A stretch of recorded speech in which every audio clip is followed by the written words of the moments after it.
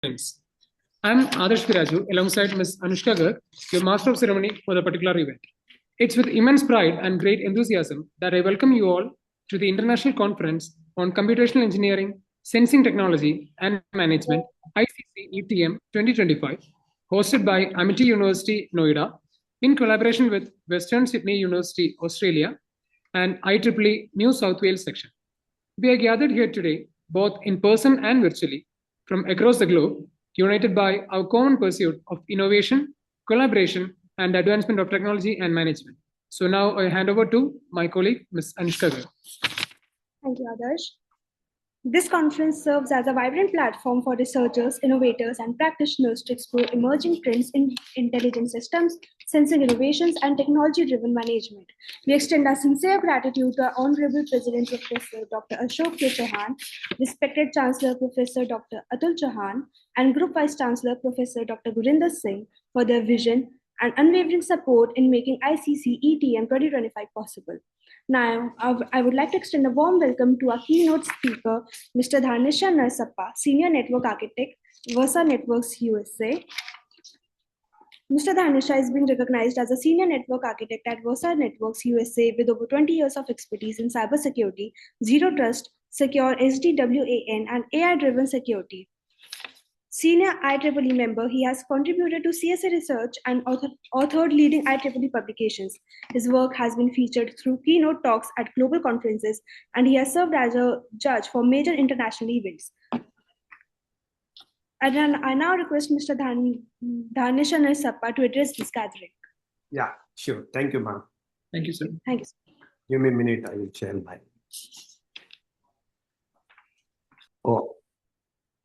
It says that the host disable the participant screen sharing.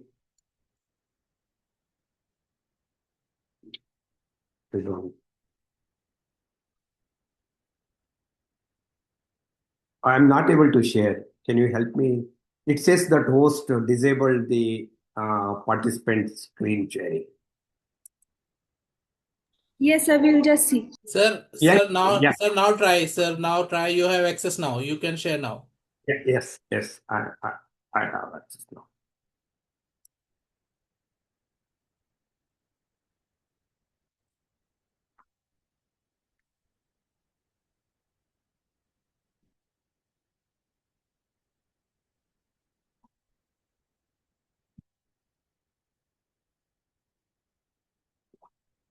Hi guys. Hello everyone. This is Dhanisha Narsappa, a senior network architect from US. Distinguished guests, respected organizers, fellow experts, and esteemed participants. Good morning and good afternoon for everyone across the globe.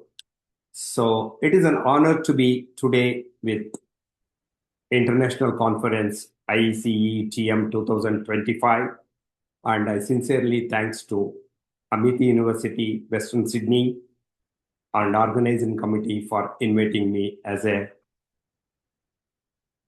keynote speaker. Today, I would like to speak about the intersections and innovations, risk and critical infrastructure for the zero trust architecture, and why it become urgent priority and for the industry.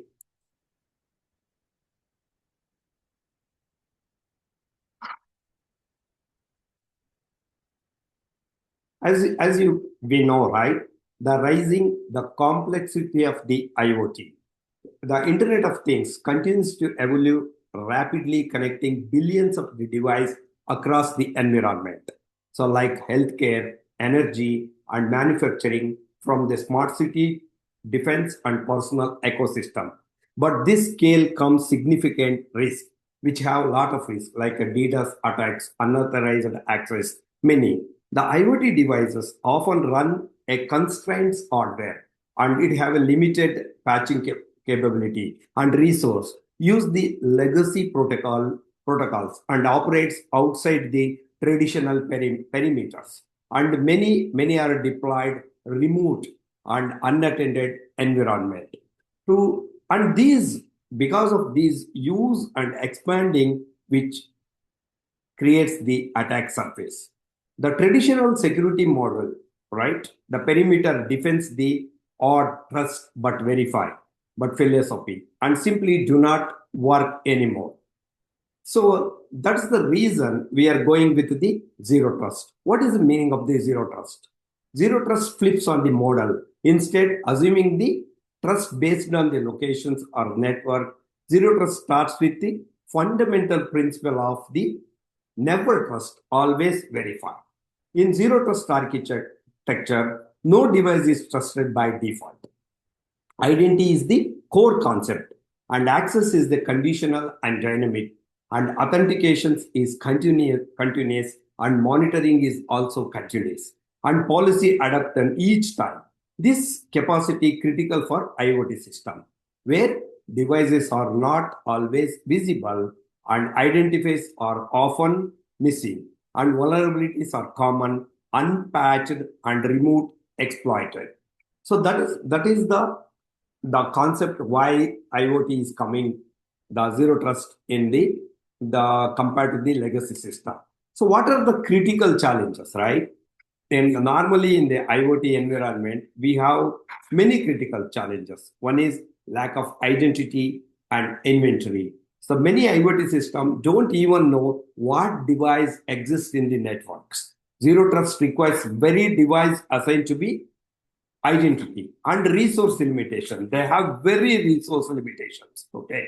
IoT devices even do not support heavy encryptions, the frequent updates, the zero trust components by enforcing the security, the network policy layer, and weak or default credentials.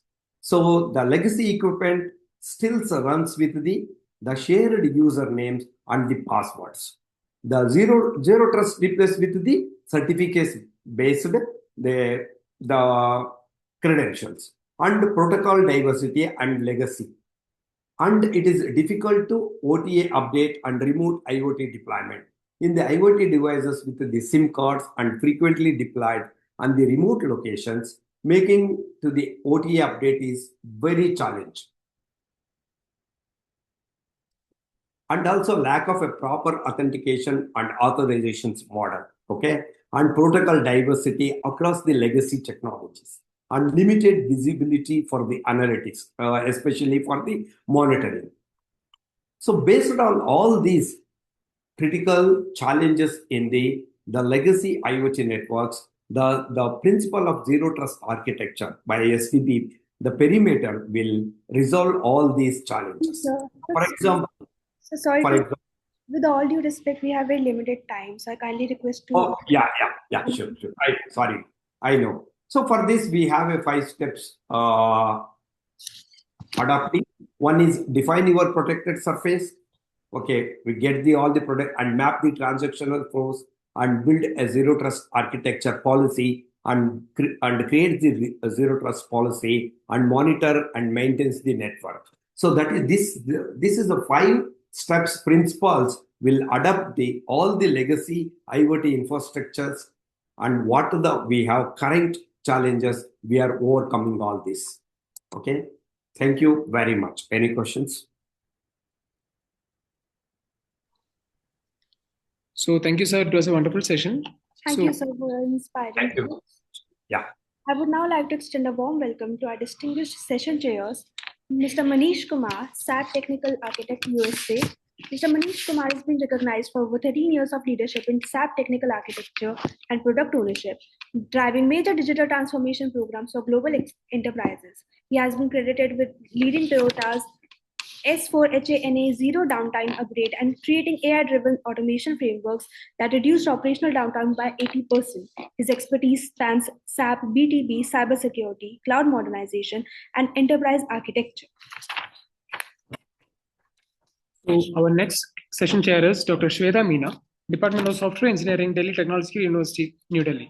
So Dr. Shweta Meena is being recognized as an assistant professor in the Department of Software Engineering at Delhi Technological University. Her research has focused on data analytics, machine learning, empirical software engineering, software testing, and prediction models. Over 40 research papers have been published by her in the international journals and conferences. So next, our session chair is Dr. Vivek Kumar. Dr. Vivek Kumar is being recognized as an assistant professor at Amity International Business School, Amity University, Noida. His academic background includes a PhD, MPhil, and MSc in operational research from the University of Delhi. Over 15 publications have been contributed by him to various international journals, Scopus index books, and reputed conference proceedings. So, we now move to technical sessions where plenty of research papers will be presented in this track. Each presentation would be given 4 minutes followed by 1 minute of question answers. Everyone is requested to kindly adhere to the timings. So now I will call the paper IDs. Paper ID number 1, 469, Mr. Shubham Singh from USA, Zero Trust Interconnect Framework for Secure Multi-Cloud Connectivity. Please present your paper.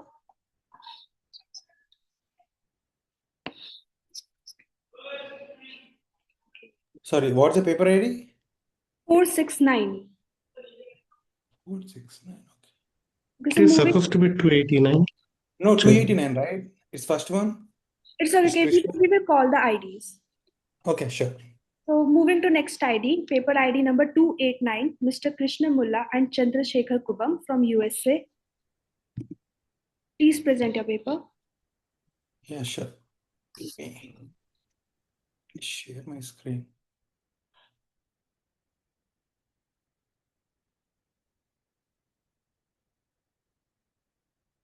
Can you able to see my screen?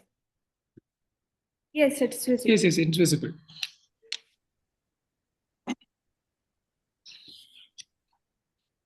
Yeah, hi, good morning, good afternoon. And so today, yeah, this approach helps. So today my topic is, sorry, not this one, so another one. Yeah, this one.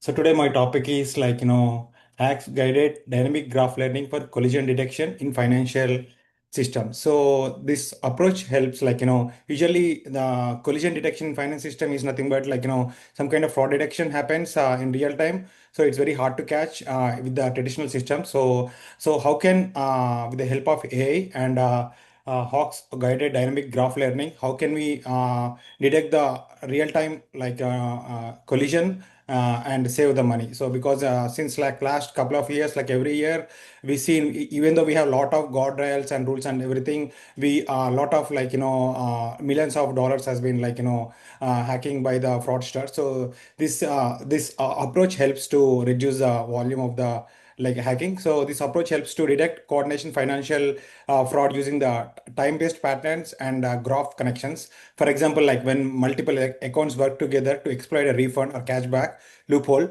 traditional models often miss it. Traditional models, the rules, they miss it. So, but our method can identify this organization coordinator actions. So, and while coming to the introduction, so fraud today is rarely done alone. Imagine 5 accounts buying and refunding items repeatedly within minutes to exploit a return policy. Each transaction looks like normal by itself, but together it forms a pattern. So our main goal is to detect this, the fraud, this kind of coordinations and influence driven actions. And while coming to the background, collision rings often share devices, IP addresses, and payment methods. So, for example, multiple unrelated accounts may log in into the same phone and when then transfer money to the same merchant. Static models miss this relationship, but graph lens reverse it. So, and problem identification. So the problem is that the coordinated fraud hides inside normal activity. Imagine there are three newly accounts slowly sending money to the same target every night at 2 a.m. Individually it looks very harmless, but together it looks very suspicious of stage transfers, which our framework can detect easily. So while coming to the our Hawkes process, Hawkes process captures self-exerting behavior. Like when fraudulent event triggers a burst of follow-up activity, a real time is when one stolen card is tested with a small transaction and then immediately used multiple times within seconds. So Ox picks that burst, so that kind of pattern it identifies and it helps to detect the pattern, so we can stop the fraud in real time before it happens. Because always we need to make sure that, because in the current system that fraud is happening and banks are spending for to get the $1, banks are spending $5. So it's to chase a $1, like banks are spending more, $5 more. So that's how we are losing a lot of money. So our approach is to happen not after, before it happens, we need to catch that fraud. So that is how we are like, we coming up with this approach. So yeah, I'll go a little fast because I have 5 minutes. So yeah, now I have dynamic graph construction. So as transactions occurs, the graph evolves. So imagine account suddenly connecting to 5 new receivers it has never interacted with, all within a 1 hour. So this graph expansion is unusual and can signal mule accounts or laundering chains. So and while coming to the dynamic DGNN, dynamic graph neural network. So DGNN helps to detect hidden groups. For example, a fraud ring may use 10 accounts to circulate money in loop before crashing out. The loop is structured a strong signal that dynamic graph neural network can identify even when each individual transfer looks normal. And while coming to the Hawks guided fusion, like by fusing this Hawk signal with graph attention, the model focuses on sudden changes. A real case, if two accounts with no prior connection suddenly transaction back to back several times in a short window, the model understands because they are coordinating and they stops the fraud before it happens. Sorry, And sorry to interrupt in between. You have one more time left. 1 more minute left. yeah, Okay. sure. Yeah, in this testing approach, this approach detects the collision days earlier than rules-based system because this happens, we can catch that fraud before it happens. For example, instead of waiting for a fraud ring to complete multiple laundering cycles, we can flag them after the first rapid burst of coordinated activity. For example, when the transaction happening in multiple cities at the same time. So, with using the IP address or like behavioral patterns or location changes or a lot of patterns. So by using our whole history pattern, we can find out the new patterns and identify the is a fraud or not. While coming to the conclusion, Hawks Goddard graph learning reveals that both the timing and structure of fraud in real life, this can be stopped, coordinated. Yeah. Yeah. So this is the conclusion, and thank you very much. Thanks for the opportunity. Thank you. Thank you for Thank your you, time. sir. Okay, now moving forward, next paper ID is number 295. Mr. Prateek Sharma, paper title Quantum Accelerated Real-Time Fraud Detection.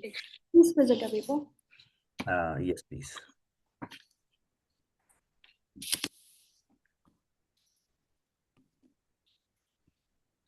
So before starting, we are once again informing you that we have to strictly follow the times.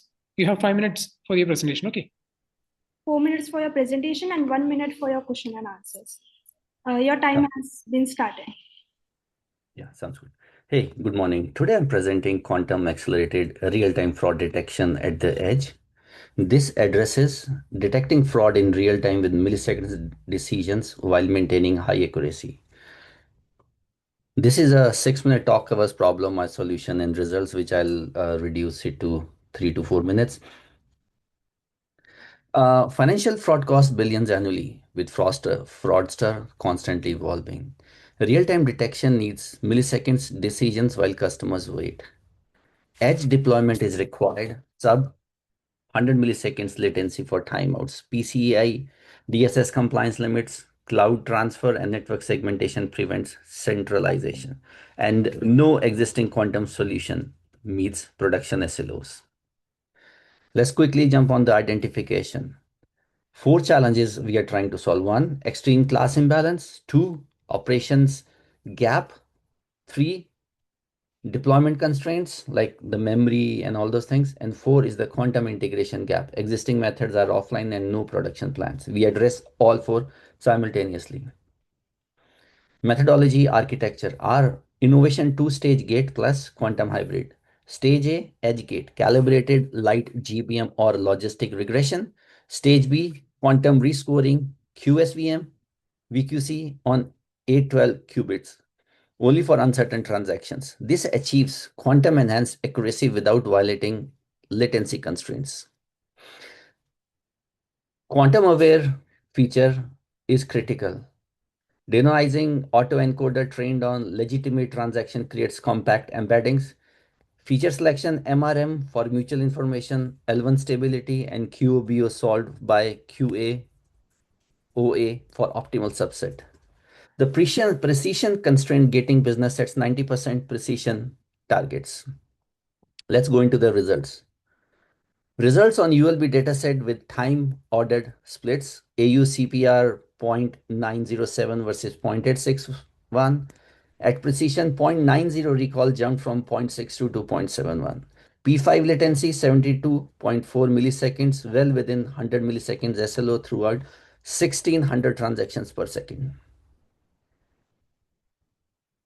Only 60% routed to quantum, and this is a highly efficient solution.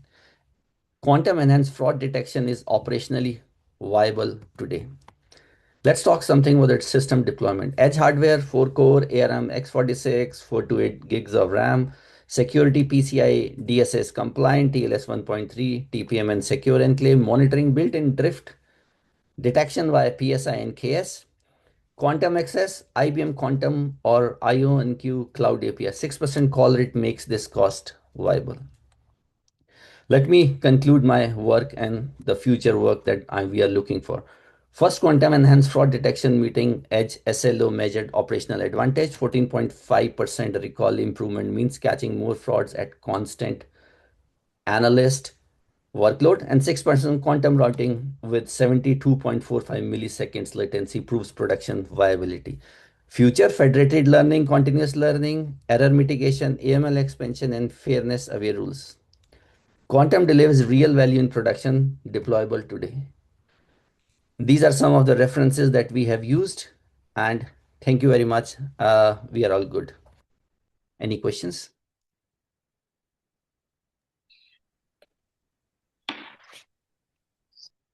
Pratik, what is a real world application of your work? Real world application, we used transactions from the benchmark data, and that was sent to the gateway where these were tested, and we got the results from there. Okay, thank you. And Pratik, how do you train the model, like in the feedback loops or retrain? How can you achieve that? When we send it over there, there is a machine language model that when it receives it, it aggregates it, uses some cache model, and that helps us in identifying the problems. Okay, thank you. Thank you. Thank you very much for your presentation. Moving forward, next paper ID is 348, Mr. Venkata Sai Nagin Kanikanti from USA, Multi-Agent Reinforcement Learning with Policy-Driven Shift Left Integration and Resource Allocation in Cloud Environments. Please present your paper.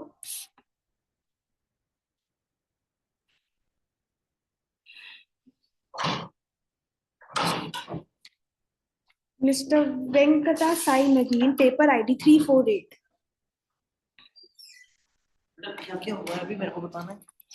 Moving forward to next paper ID number 461 by Jagdish Vasant Thatta.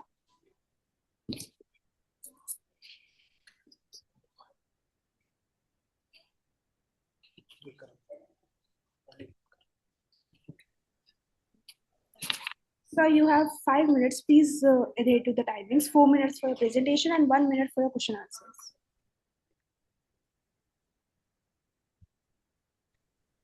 Hope you're able to see my screen, right?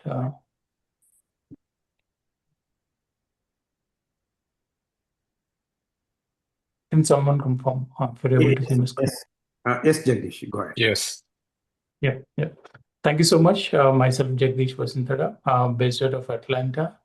I've been in the SAP space, working mostly on the AI side of the things from last couple of years. Previously, I was more into the procurement space of the SAP. But today, my focus would be discussing more about the ethical AI in digital transformation projects. So most of the companies who are all digitally transforming from the legacy models of systems to the cloud-based models nowadays. And along with that, lots of noise happening around from last 3 to 4 years around coupling the transformations along with the AI. But my research is more of the ethical AI, when along with while we are digitally transforming the SAP products. And the whole transformation imperative for this one is, we all know that, right? Artificial integration is also a part of the most of the ecosystem, SAP ecosystems, as well as non-SAP ecosystems as well. But which is kind of fundamentally revolutionizing the whole enterprise operations, basically through the SAP products like Joule, BTP, and there are SAC Analytics, and there are a few other products which are all more focused towards the AI, which are tightly integrated with SAP products nowadays.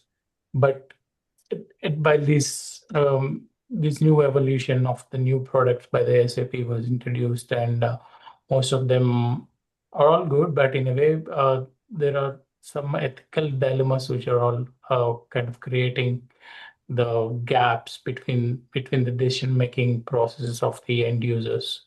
So the research focus for this one would be more to develop a human adoption model to ensure. Sorry to interrupt in between.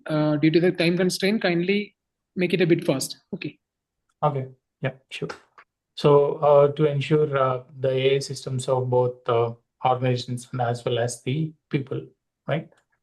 So to further focus on the gaps, right?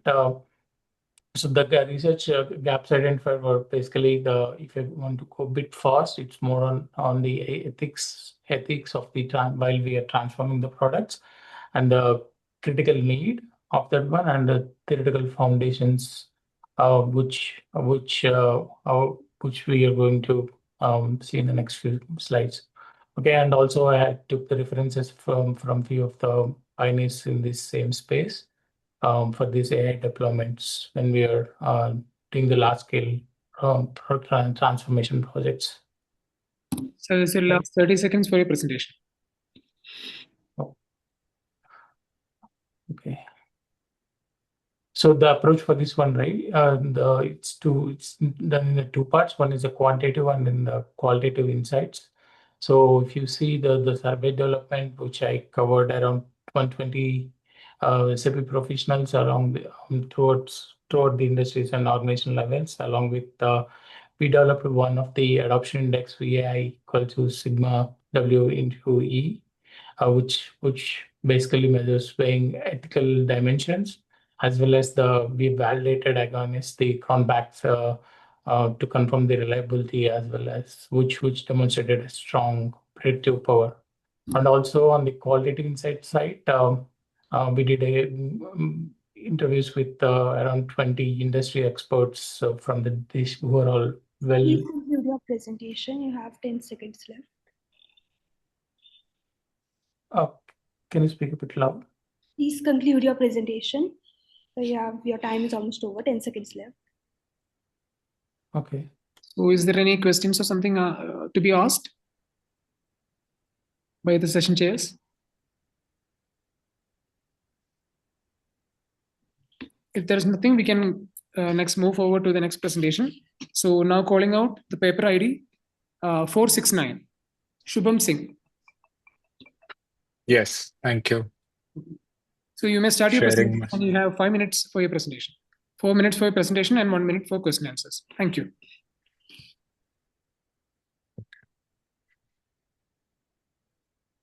Can you see my screen? Yes, it's visible. It's visible. Perfect. Okay. So hi, my name is Shubham, and today the topic I'll be speaking about would be Zero Trust Interconnect Framework for Secure Multi-Cloud Connectivity. The agenda that I have today is we'll start by examining why traditional security approaches are failing in multi-cloud environment. Then we'll explore how Zero Trust principles provide the foundation for a solution. Then I'll introduce the Zero Trust Interconnect Framework architecture and share concrete results from the simulation results that I have. And finally, we'll look at what's next in this rapidly evolving space. By the end, you'll have both strategic insight and practical next steps. So the multi-cloud reality. The numbers tell a compelling story. By 2026, over 80% of enterprises will operate across 3 or more cloud platforms. This shift brings tremendous benefits in terms of flexibility and cost optimization, but it also creates significant security challenges. Traditional perimeter-based security simply wasn't designed for this distributed reality. We are seeing increasing incidents of lateral movement attacks and policy inconsistencies across cloud boundaries. The key challenges we are facing are fragmented identity management and inconsistent policy enforcement across different cloud providers. Before we get into the details, let's first try to understand what is zero trust. So zero trust is built on a simple yet powerful principle. Never trust, always verify. Means exactly that. Every request, every time must be verified. Identity-driven security shifts focus from network location to identity as the primary security perimeter. Continuous authentication ensures security isn't just a one-time check, but an ongoing process.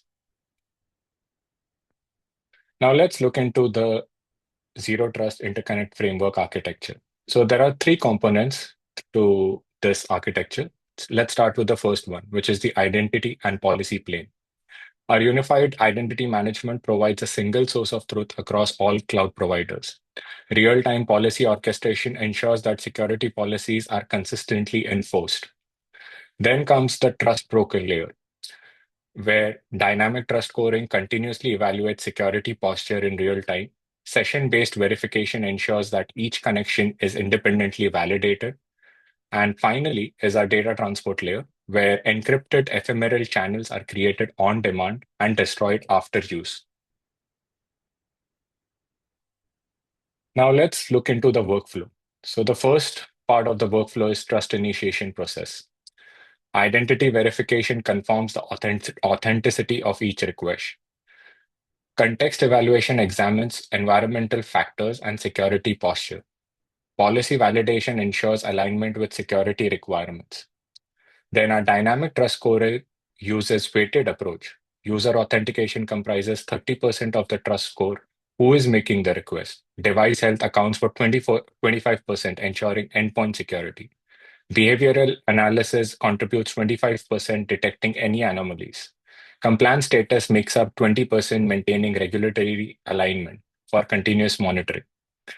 Real-time posture assessment tracks security status continuously. And instant revocation capability contains potential threat within milliseconds. Understanding the implementation results. Sorry, go ahead. So your time for presentation is getting to an end. You have 1 more minute left. Sure. Wrapping up with the results have been remarkable. We've seen 60% reduction in potential attack surface, primarily by eliminating persistent trust relationships and implementing continuous verification. Despite the enhanced security, the performance impact is minimal, where like you are seeing just a single millisecond latency added and 99.2% throughput efficiency compared to traditional solutions like site-to-site VPN and SD-WAN. Okay, sir, your time is over. So please move forward to question answers. Go ahead. Does anyone have any questions? Session chairs. If there is any question, we can move forward, or else we will move to the next presentation. Okay. So calling out the next presentation, paper ID 465, Jay Krishna Modagudu. Yeah. Fine. So you can start with your presentation. You have 5 minutes. Sure. Are you guys able to see my screen, right? Yes. Yes. Yeah. Good morning, good afternoon, everyone. This is Jay Krishna Modadugu. I've been working as a senior software engineer in the US from last 8 years. And thank you for this opportunity. And today my topic is my research, and my topic is like redefining code security with LLMs towards fully automated self-adaptive detection of software vulnerabilities in the complex evolving code base. So I'll quickly walk through what it do, what is my research helps. So I'm pretty into the fintech world, and I see a lot of vulnerabilities or security issues in the code bases while evolving the big codes. So my approach, my experiment are like my approaches will help you to automate the finding the vulnerabilities and bugs in the code bases. So in the late, I mean, how the technology is evolving, we have gone through, and recent days how AI is playing an important role in making everything automate and getting the things done within the timelines and helps. So my research is like one in one of them, and I have one of my approach is like uh, to uh, to minimize the vulnerabilities by code scanning by using the Secure Falcon framework, which helps to read the code bases and detect roti the कर लो bugs. ये हो गया मेरा हो Detecting the bugs and read the bits bit by bit, which makes to find the vulnerability detection very accurately. And I will quickly walk through my paper, my paper. So this is my research work. I have published this. You guys, whenever you have some time, you can go ahead, and these are the advantages of my. This is the framework I'm saying. The LLM DSA BSGN technique is one of the proposed recycling the code security by LLMs for fully automated adaptive detections and this is the approach diagram you can follow and get it improve the scanning the vulnerability Sorry to and these are interrupt in the between. We have to conclude the presentation at the earliest. So kindly make yeah it fast. sure. So these are the scalabilities and how the performance is going on and yeah, these are the references I have referred to do my research on this how to automate this detection of vulnerabilities by using the AI.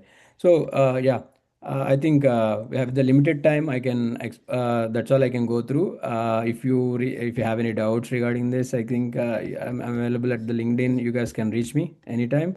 Yeah, that's me. The conclusion is like by using that framework, we can automate the vulnerabilities by using the AI. Yeah, that's the conclusion. If anyone has any questions, please go forward. Session chairs. So Jay, that means that whenever we check in the code, so automatically the security scans, all kinds of scans, so it detects probably in GitHub Copilot, I mean GitHub repository or like in your Copilot like ID tool itself, it detects the scans and it will auto-correct, or as a developer we need to make the changes. So basically, it depends up. I mean, like this is it will do at code level itself. Since when you enter into the GitHub, it might again there should be like again one more step, a manual step will increase. But this step will help you to look into at your code base level itself.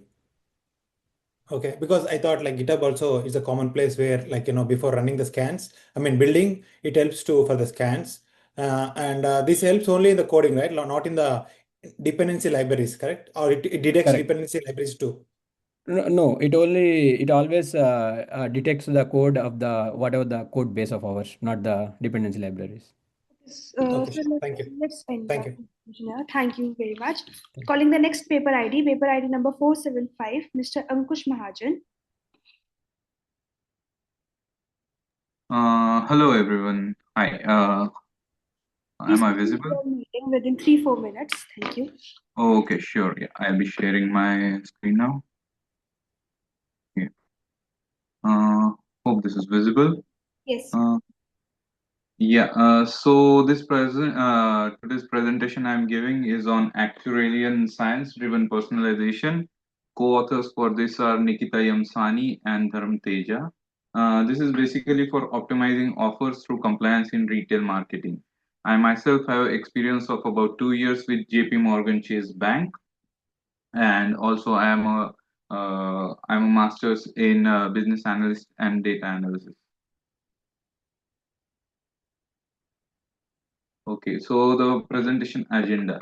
This is all we have on our plate today: introduction, the literature review, theoretical framework, research methodologies, results, and discussion, and we'll conclude with recommendations and conclusion from my side. So to introduce my topic, retail banking faces dual challenge: maximizing profitability and ensuring customer satisfaction and regulatory compliance. Secondly, traditional offer management based on historical data and simple segmentation has limitations. Thus, customers demand personalized treatment, align and individual needs that gives even the banks better benefits. So actuarial science provides quantitative techniques for risk measurement, loss prediction, and pricing. Integration needed are actuarial science estimation plus AI personalization and compliance frameworks. So the problem statement ahead of us in this method is maximize profitability with offering personalized customer specific offers. Traditional processes lack capacity to handle modern customer behavior complexities.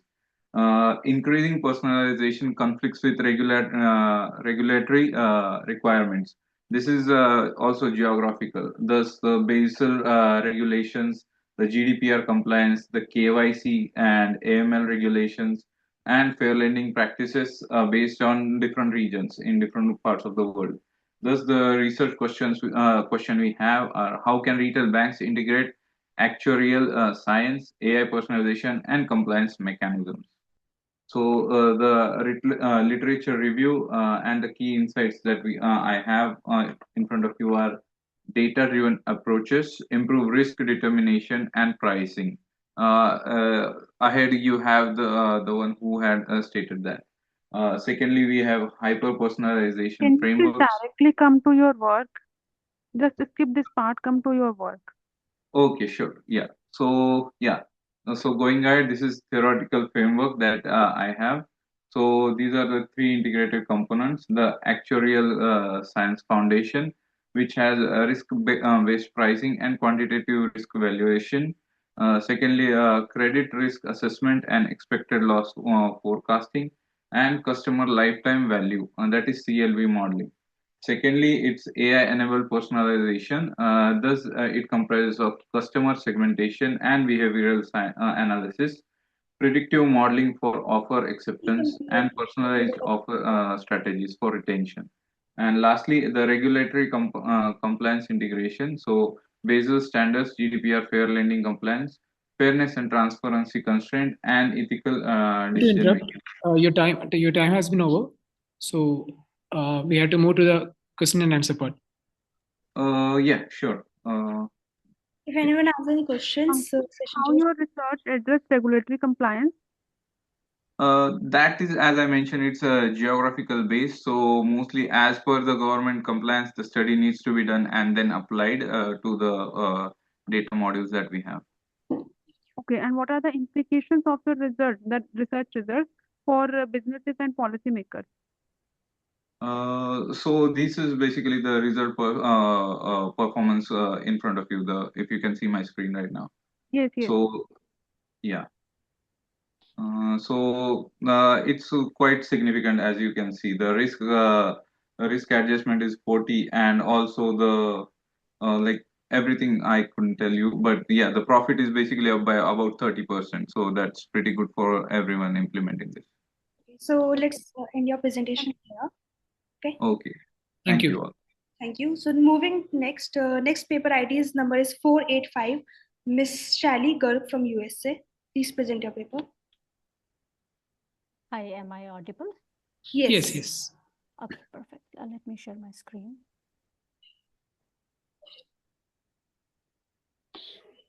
So if my screen is visible, I'm good to start. Yes. Okay, sounds good. So hi everyone, my name is Shally. I am going to talk about a survey paper which we have written on agentic AI foundations and infrastructure needs. As part of the introduction, I would like to discuss two concepts here, LLMs and multi-agent systems.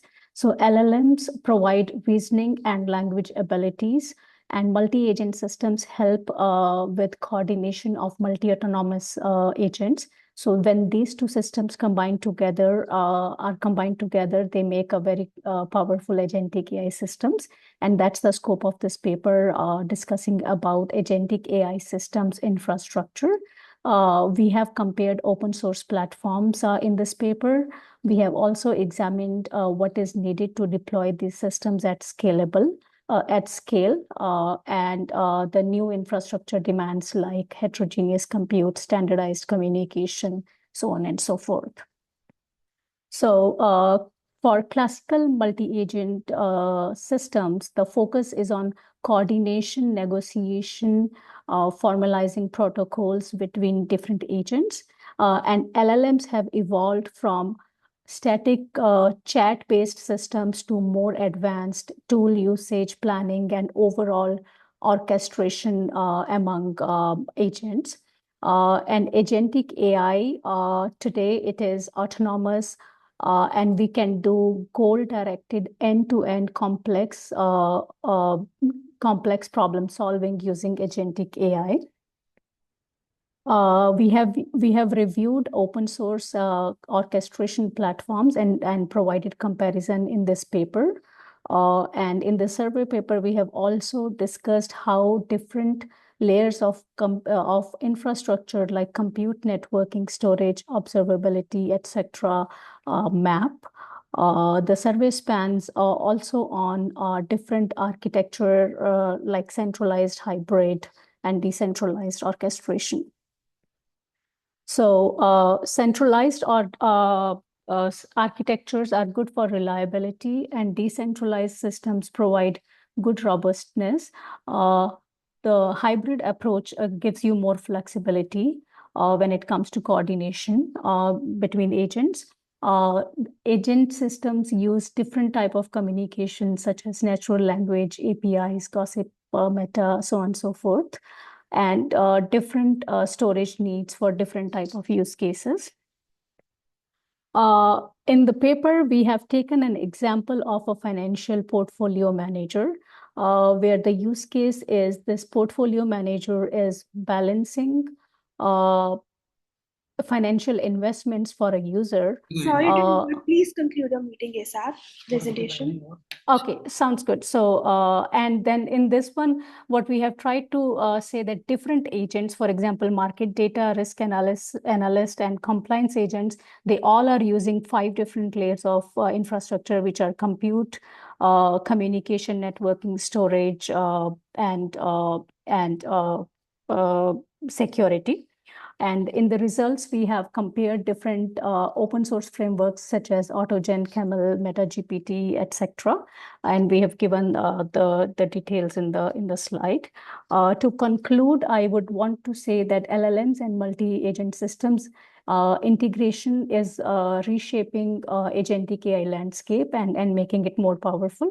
Infrastructure support, autonomy, reliability, explainability is very important when it comes to scalable infrastructure. And for future work, we are proposing self-organizing agent meshes and more advanced technologies for edge and on-prem deployments and robust governance standards. That's all from my side. If anyone has any questions, please go forward.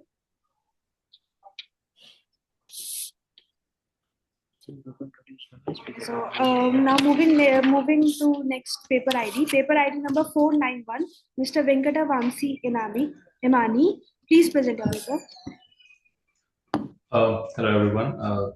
Are you able to see my screen? Yes. No, your screen. No, you have is to not present visible. it like it's not visible.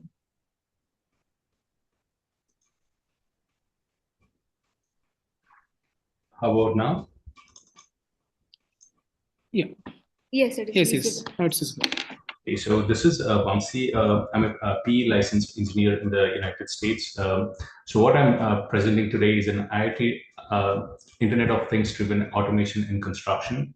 So generally in construction industry, how it works is there is literally like 20 to 30% of automation, and it's very low when we compare it to the other industries. And when you see construction that is going on in any areas, like even in other countries, whenever there is no automation, you see like a lack of productivity and lack of cost over. I mean, there's huge cost overrun and so much of schedule overrun. So that is what we are trying to go over this in this research paper. So we got the first. My research paper tells gives idea about 3 data sets, and the 3 data sets are from construction industry. Institute, from where we picked like 146 actual infrastructure projects that happened in 2023 and 2024 with normalized indicators. Those are labor productivity, safety, incident scheduled performances. And the second data set is from NIST. That's another institute which provides accuracy and reliability metrics for IoT sensing technologies like RFID, UWB, LiDAR, and AI-based systems. The third set is from McKinsey Global Institute, and this helped compare like what automation when you bring it to construction, what really happens is what this particular institute has focused on. So coming to the research, like what I've done is like bringing in an automation index where the projects are ranked from 0 to 1, kind of using like a statistical methods and correlation with correlation and linear regression. We kind of used how it affects productivity, safety, and cost variance. So implementing all these instruments that you see, like LiDAR, AI-based vision systems, all on the construction side, there was a really positive percentage of in the productivity. Please get to the conclusions. There is a 25 to 30% of increase in the productivity, and there was like 27% of lower 27% of lower safety incidents, like, and 36% of cost savings. So having this technologies on site in construction really improve all the productivity, cost, and as well as the safety incidents. So a hybrid system of all these would definitely give us a better performance at the end of the day when you're in construction field. So these are the performance metrics that we have. Please give time for question and answers now. Yeah, sure. So coming to the conclusion part.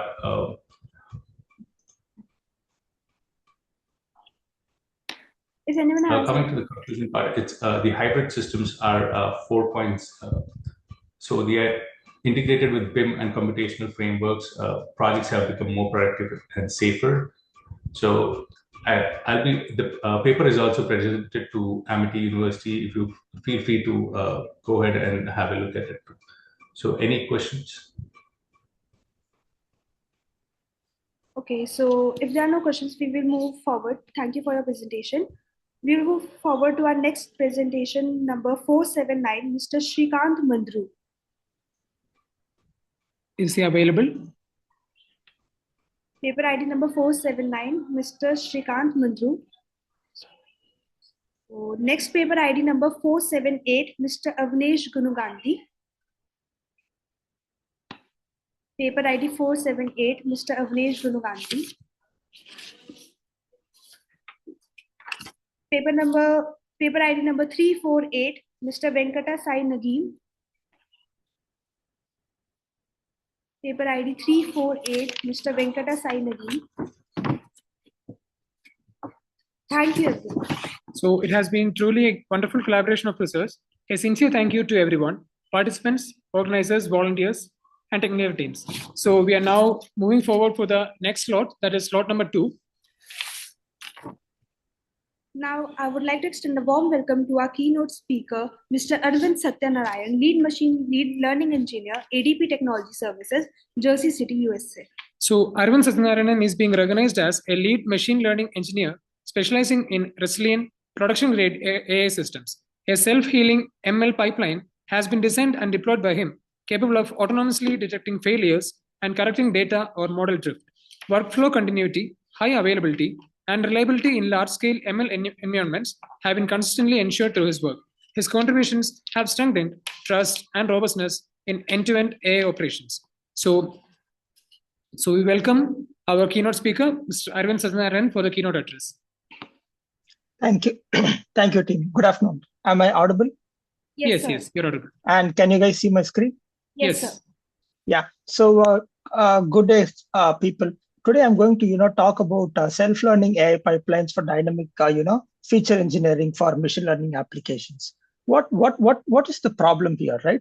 So we all typically know that the data systems, the systems that we build for processing our data is not resilient, meaning it does not change quickly or adapt to evolving features that the machine learning algorithm requires. And that's probably one of the major problems why a lot of the pipelines deliver bad quality data or they inadequately fail.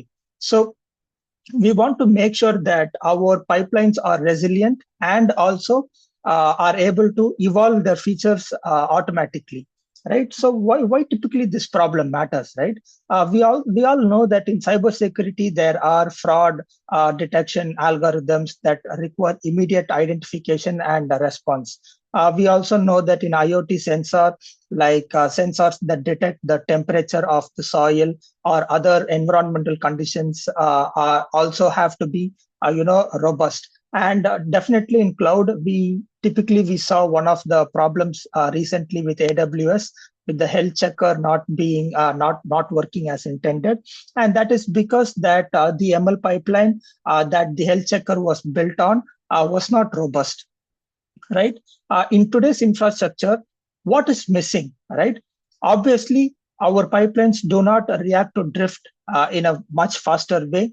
They typically require a lot of human intervention, and they also need us as humans to create the feature once, and maybe weekly once or monthly once. The machine learning systems want us to supervise them to look at what features have been added or what features have been removed. We don't want that, right? We don't have too many people that can do that. So we are introducing a reinforcement learning agent that will give us the feedback and forms as an adaptation layer between the streaming data and the data that our machine learning applications are using. So the advantages of this framework is that it is able to give us a unified architecture, and it is also able to transform the features dynamically so that our AI pipelines are self-resilient. How does this work, right? There's nothing much, like there's very simple steps. So we are ingesting the stream data. It could definitely be batch data as well. We are using autoencoders to extract the features. The reinforcement agent decides if we have to add a feature, remove a feature, or transform a feature. And the meta learning accelerator, which is the optimizer, adapts to the new features that were added, removed, or transformed. And at the end, the Bayesian optimization uses the hyperparameters, right? So it's typically like a feedback loop from the ingesting of the data to processing the data, and finally, again, using it as a feedback to understand what is happening, right? So one of the key results that I would want to, display here is that typically how we measure machine learning pipelines is the accuracy, the F1 score, and the latency. You can see that we have... Sorry to interrupt in between. Our time is limited, so kindly conclude the... Yeah, I still have like one more slide. Thank you. Okay, so we can clearly see that we have 95% accuracy and F1 score is 0.92, which is typically not seen. But because of this feedback loop and reinforcement agent, we are able to possess such metrics, right? And the impact of this in real world is that we are able to build drift-aware IoT analytics, self-correcting fraud models. Like we don't need a customer support agent to look into it, which is what ML with minimal human oversight. And this can be helpful in autonomous driving, where once the vehicle identifies a pothole, it can adjust automatically. Any questions?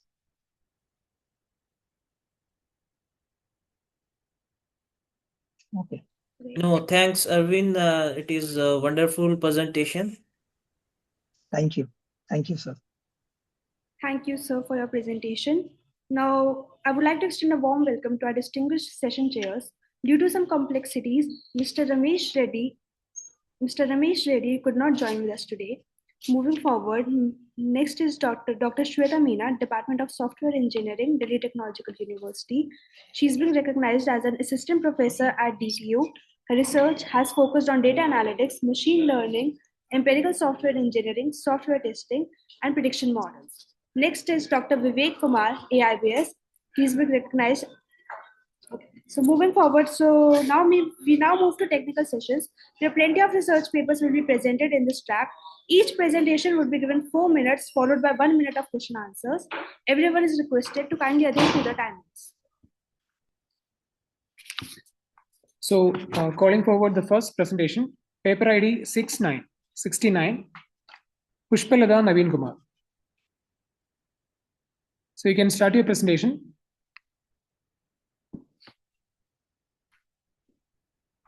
Am I audible? Yes, I'm audible. Yes. You can start your presentation. Okay, fine.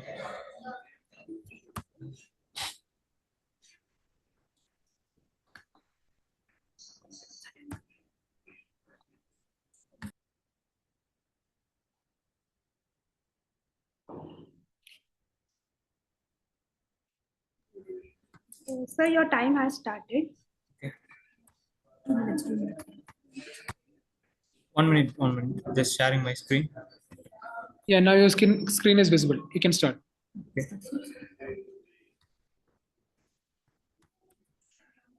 Okay, good morning.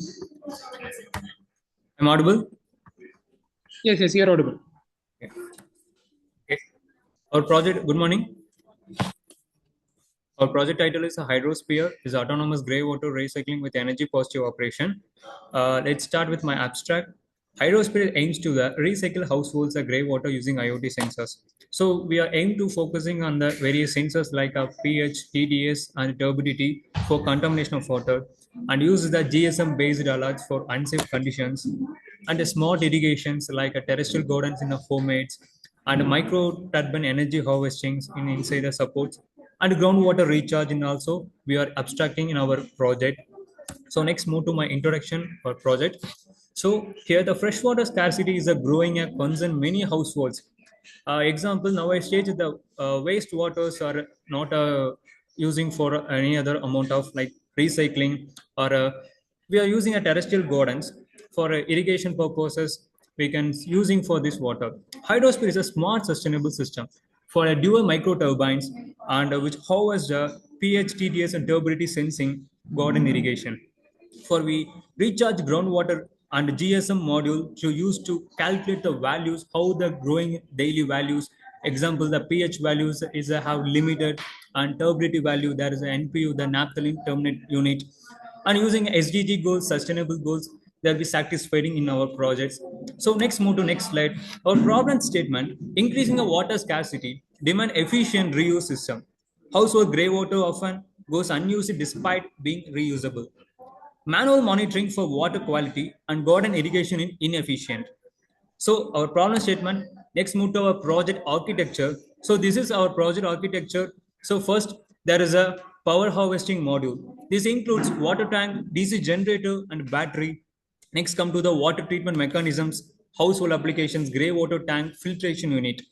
In information gathering unit, there is a sensors like various like turbidity sensor, pH sensor, TDS sensor, and soil moisture sensor.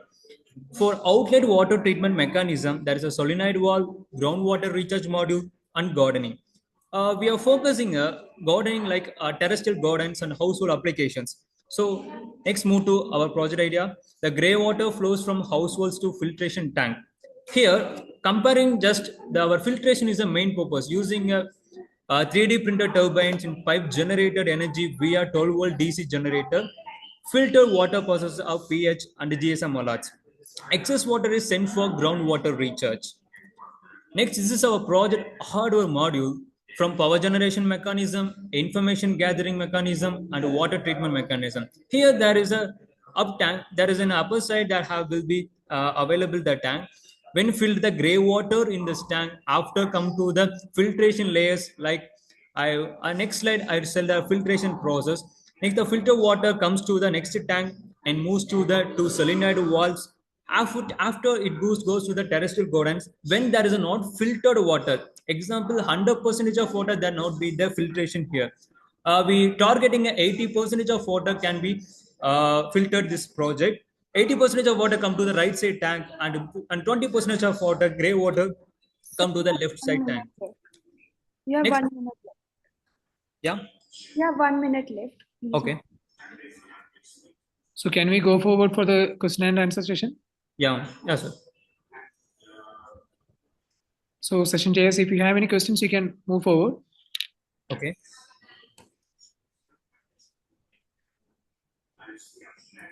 Okay, so moving forward to our next paper ID. Thank you, Pushpalata, for your presentation. Moving forward to our next paper ID number 141, Mr. Rachit Agwan. Paper ID 141.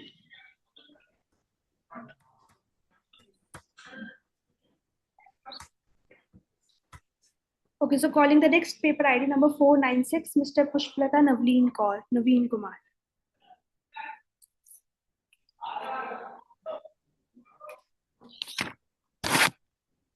Paper ID 496, Mr. Pushpalata Naveen Kumar, please present your paper.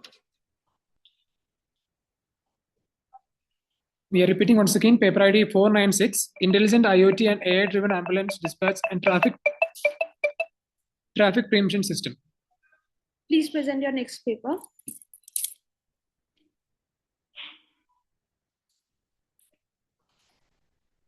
Are we audible to you?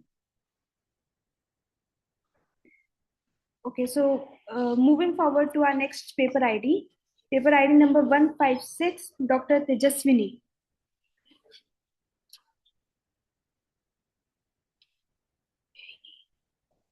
Paper ID number 156, Dr. Tejaswini.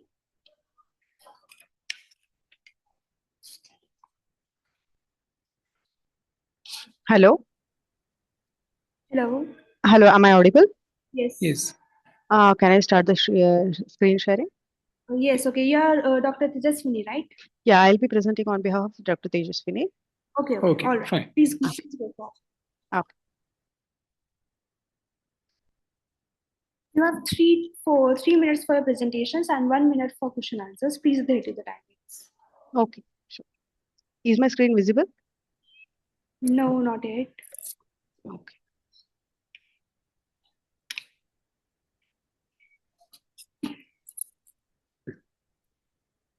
Now is the screen visible? Yes, it Yes. is. Okay. So a very good afternoon to one and all. Today I'll be presenting a paper on, just a minute.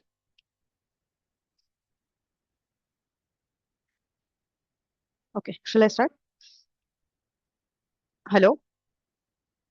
Hello? No, yes, you are You can audible. start, you can start. Yes. Okay, Yes, okay, please okay. start your presentation. Okay, so very good afternoon to one and all.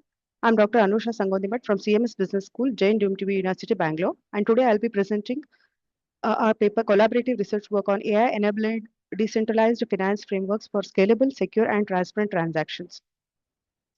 So coming to the decentralized finance, our DeFi has revolutionized financial services by offering open, permissionless access. However, it faces 3 persistent challenges. One is scalability bottlenecks, security vulnerabilities, and a lack of trust. We propose that artificial intelligence can address these issues by enhancing transaction speed, improving smart contract, and personalizing user experience to build the trust. Coming to the literature review, our review spans over 5 key studies, which are Kim and Kim optimized gas fees but lacked behavioral insights. Chan and others found the gaps in DeFi security tools. Narayanan and others applied machine learning for fraud detection but missed user trust metrics. Jashwant explored AI and fintech broadly, and Martins and others showed blockchain synergy but didn't empirically test the user satisfaction.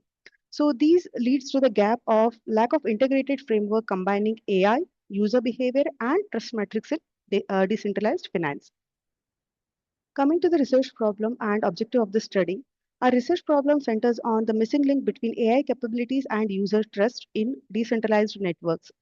We aim to detect anomalies in financial data, enhance the scalability and resource optimization, and audit smart contracts for reliability. The objective is to build a framework that merges technical rigor, behavioral modeling, and enabling secure, scalable, and trusted DeFi ecosystems. The methodology follows, the research design followed here is quantitative exploratory predictive modeling, and 384 end users were surveyed using the structured questionnaire. And the variables used here are the transaction variables and the security variables. And the data was validated using Cronbach's alpha, which gave a validity results of 0.865. And the softwares used are Python. And the data analysis techniques used here are multiple regression analysis, support vector machine, gradient boosting classifier, principal component analysis, k-means clustering, and dbScan clustering. Coming to the analysis and results, first we conducted multiple linear regression test to understand user satisfaction with the transaction speed, and the results shows that perceived transaction speed was a significant predictor for the user satisfaction, while the ease of success and the use of use and success rate showed positive results, but the effects are not that significant. Coming to the gradient boosting test, which used to predict the user's intention to continue using DeFi platforms, the model achieved 89% of the accuracy, with the satisfaction, reliability, and fee perception emerging as the strong predictors of the AI usage. So this validates that the role of AI in modeling long-term user engagement. Coming to the next analysis that we did was k-means clustering. So here the 4 distant clusters emerged. Those are low speed and success. And also the balanced high performance showing optimal scores across speed, success, usability, and reliability. These insights help tailor DeFi platforms to diverse user segments. Next study or the next analysis we did was principal component analysis, which shows Yeah, that 1 3. minute left. Please give your time to question and answers. Okay. Should I stop now or should I conclude? If anyone has any questions, then go forward, or you can just conclude. Okay. Session chairs, if anyone has any question, please move forward. Okay, so you can conclude now. Okay. So the results shows that AI can transform DeFi by bridging technical performance and the behavioral trust. And the main findings of our study are based on smart contract transparency, system stability, and predictive engagement models. So this study provides an operational guidance for developers, banks, and regulators to design resilient, user-trusted DeFi ecosystems. And the future work can expand to the empirical testing across geographies and integrate real-time feedback loops for adaptive AI models. Thank you, one and all. Thank you very much for your presentation. We are calling the next paper ID number 141, Mr. Rachit Agwan. Hey, I just want to confirm, is this room B? Yes, sir, this is room B. Yes. Okay. Madam, I am audible. Yes, you are audible. I can share my screen. Yeah, Yeah, you can share your You are screen. presenting paper ID number 141, right? Yes. Okay, please go forward.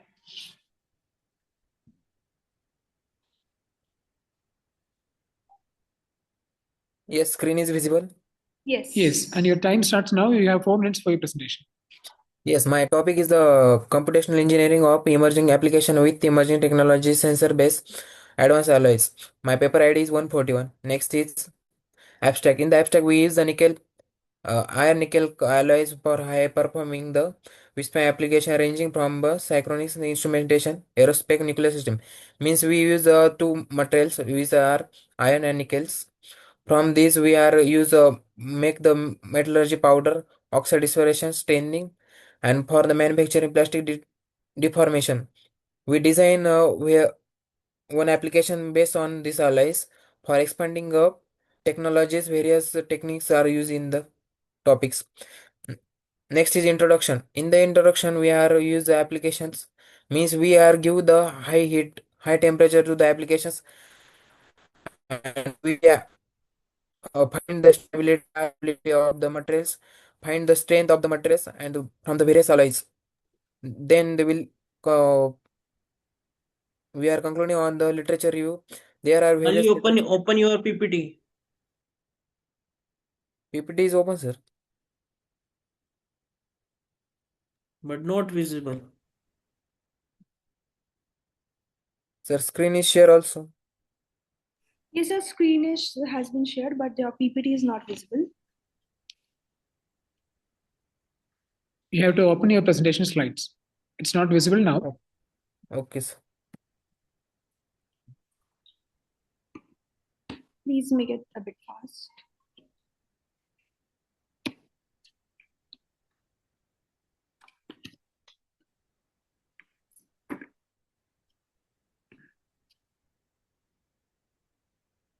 Is this visible, sir?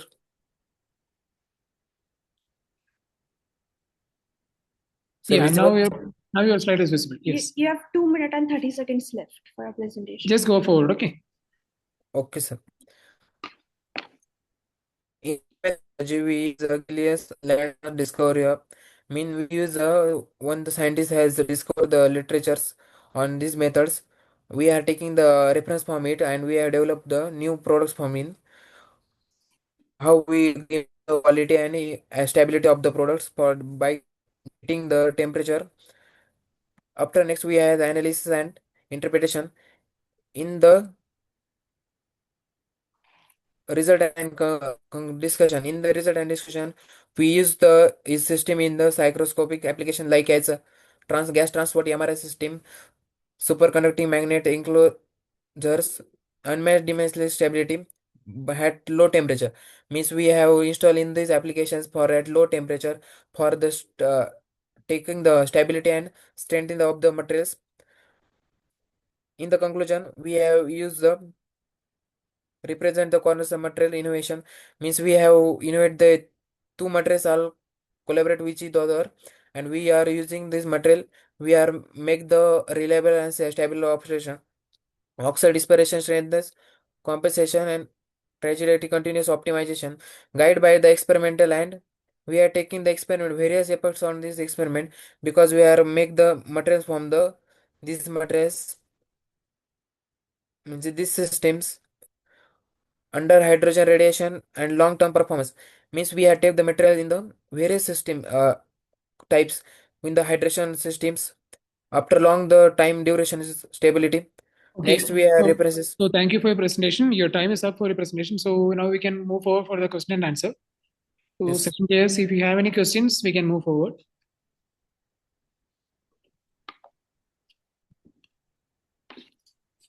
Hope there is no questions to ask. So we are now moving forward for the next presentation, which is paper ID 160, Dr. Srinivasan Arun Kumar. Paper ID 160, Dr. Srinivasan Arun Kumar. Okay, now we are going for the next presentation, which is paper ID 4444, Mr. Rezen Goyal. Is he available? Okay, so next paper ID number 495, Mr. Pushpalata Naveen Kumar. Am I audible? May I know who is this? This is Tarun Prasad. On behalf of my ma'am, I'm presenting this one. Which is your paper ID? 495. 495. Okay, Okay, okay. yes. Please Okay. continue. So, I am sharing it. you have Yes. 3 minutes for presentation and 1 minute for question and answers. Please adhere to the time limits. Thank you. Sure. Is my screen visible? Yes, yes. So, hello all, I'm Tarun. So this is my our paper, Smart Self-Monitoring System for Retail Stores using AI. And introduction part is about most of the retail stores are using some manual self-instructions, which is a time-consuming process. So many traditional methods are very slow and cost of error is also very high. So our project is completely automating and AI-driven smart self-monitoring. And we're also using some IoT sensors for object detection and monitoring continuously. And to prevent stockouts and maintain the product availability in the shelf and with an accuracy and enhance some experience in the supermarkets and the retail stores. And this is our architecture diagram where in the physical world, we are using like we have some racks in the supermarkets, and PI sensor has been used for the detection of the people, and ESP32 cam is for our project sake and used for image capturing. And in the backend part, we are using Python as a we are actually training an object detection model using a YOLO. And that we are trying to find the racks and which is based on the predictions like out of stocks or low level or to be empty or something just like that. And we are also connecting it to a dashboard to give some real-time alerts and visualize some analytics on the products. And this is our hardware prototype, and this is how our circuit diagram is built. And the working is based on real-time image capturing done by the ESP32 cam. And AI-based self-analysis using YOLO, it detects the model based on some data sets and which covers empty spaces, low levels, low stock areas, and misplaced items too. And data processing and alerts are done using sending an email or sending a message to the seller who present in the shop. And dashboard is used as an additional stuff to use some you see the level of stocks and see the alert notifications. And machine learning stuffs are YOLO. We are using YOLO V8 model. And for image classification model, we have trained with CNN and which is used for the self classification. And anomaly detection algorithm is used for then finding the misplaced items in the shelves and arrangements. And some predictive analytics also been used as a future enhancement for detecting the historical data based on the previous things, and help to give some suggestions on restocking and buying some which products is being sold at a high range. And this is how the output of our model will be detected. And performance comparison based on the existing technologies and proposed systems, it is completely automated, and the error margin is very less compared to the manual inspections. And for everything, it will have some separate systems for the manual things. So in our project, we are integrating with a single platform for providing the analytics, that's also the alert things. And this is how project been, and it has been supported by the Wi-Fi stuff using the ESP32 and boards things. And the conclusion, we are automating inventory monitoring with IoT and AI, and it helps to classify the shelf state using our YOLO V8, and it helps in improving the retail standards, and helps to detect the product which has been sold at a high range, and the market owner can understand which product can be bought and restocked again. And future things, we are going to do some analytics part in the dashboard things, and we'll display to the customers. These are the references we have taken. Thank you. Session chairs, please, if you have any questions, please go on. Okay, so thank you for your presentation. Thank you. Yeah, thank you. So now we are moving forward for the next presentation, which is paper ID 164. S. Huxley. Yeah, good afternoon. Good afternoon. So you can move forward with your presentation. Sure. You have 3 minutes for a presentation and 1 minute for question answers. Okay, let me share my screen. Okay. Sure.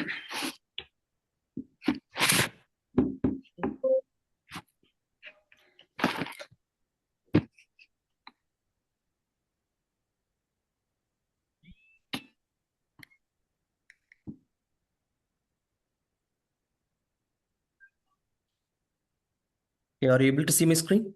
Yes, yes. It's visible. You can move forward. Yeah, sure.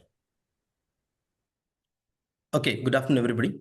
So myself, Huxley. So today I'm going to present my paper related to challenges and limitations of AI adoption in Agile SDLC. My paper ID is 164. Okay, let me start. So, yeah.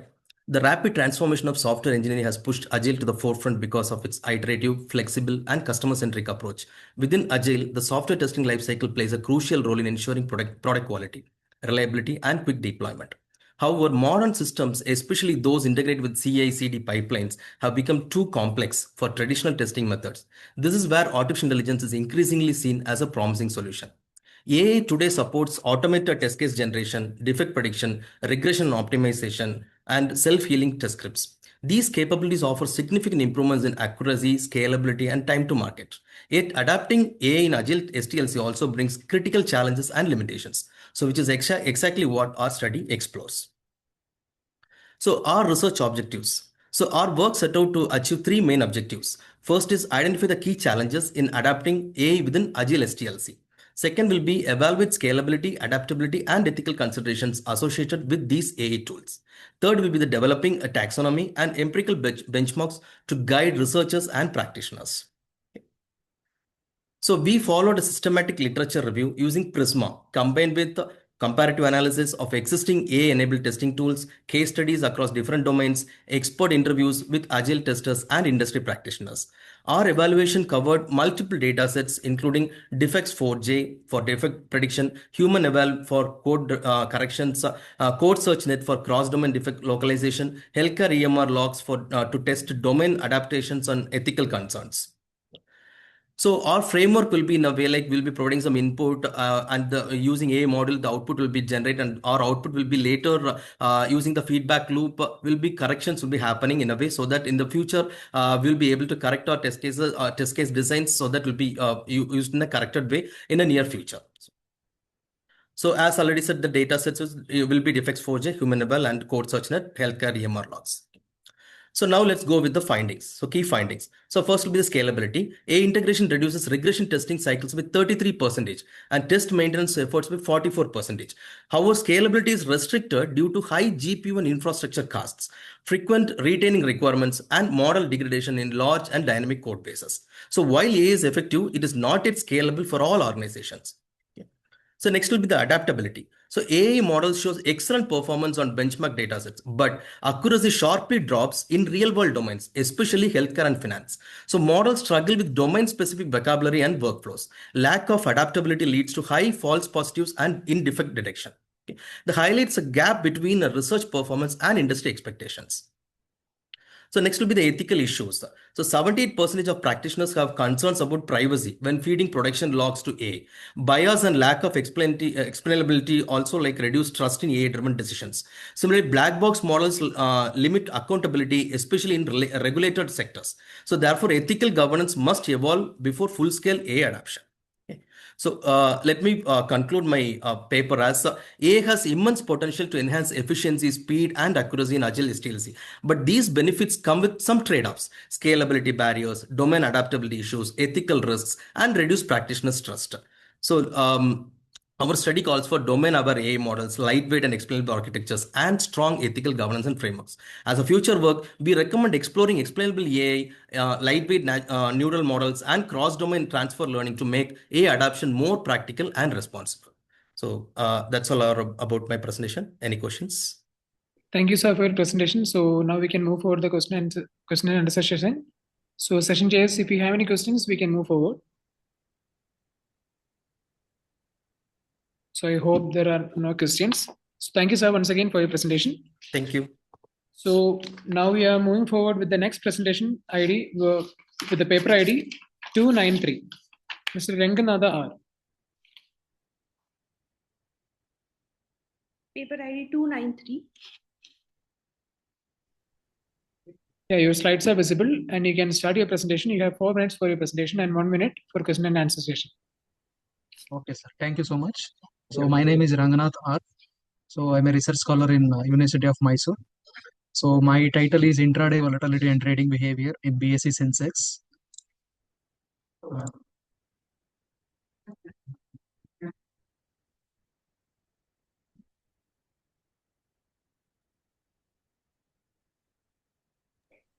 Yes, you can continue. So usually now India, so we are go with the digitalization. So due to digitalization and AI algorithm, so where the retail investors has going to participate due to increase of digital technologies. So here that open outcry system has going to be evolved. I mean that open outcry system has become so old one. So due to implementation of technology and all. So these are all my literature review. So that is the main variables are high frequency and algorithm trading. So and also market microstructures. So these are all the review of literature. And when it comes to analyze the psychological biases and decision-making process, so we need to understand their overconfidence, panic, risk tolerance, everything. So, and also some of the macroeconomic factors like inflation, so and other any announcement, okay, so which is done by so US market or a RBI. So in that situation also there is a volatility in the stock prices. So for this, these are all the important literature review. So when it comes to statement of the problem, so most of the research relies on daily prices. They fail to capture the real-time fluctuations and volatility clustering. So for that, I am using a Gorch model here. So to know the so what is the exact fluctuations and volatility in the Indian stock market, especially BSE Sensex stocks and NSE.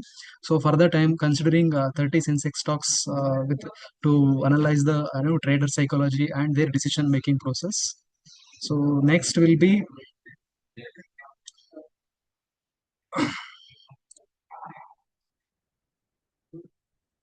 so algorithm trading and high frequency trading in Indian context is also over. So these are all my objective: to analyze the intraday price movements, volatility pattern, liquidity trends of BSE Sensex stocks, and to examine the role of news, macroeconomic factors, corporate announcement in influencing the intraday stock prices fluctuations.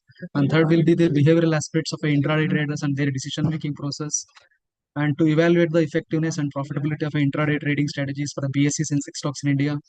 So these are all the research methodology. So here I'm using mixed method, both qualitative and quantitative. So the quantitative or high frequency data, that to minute level of where I'm considering the minute to minute data of a BSE Sensex from the 2018 to 2013.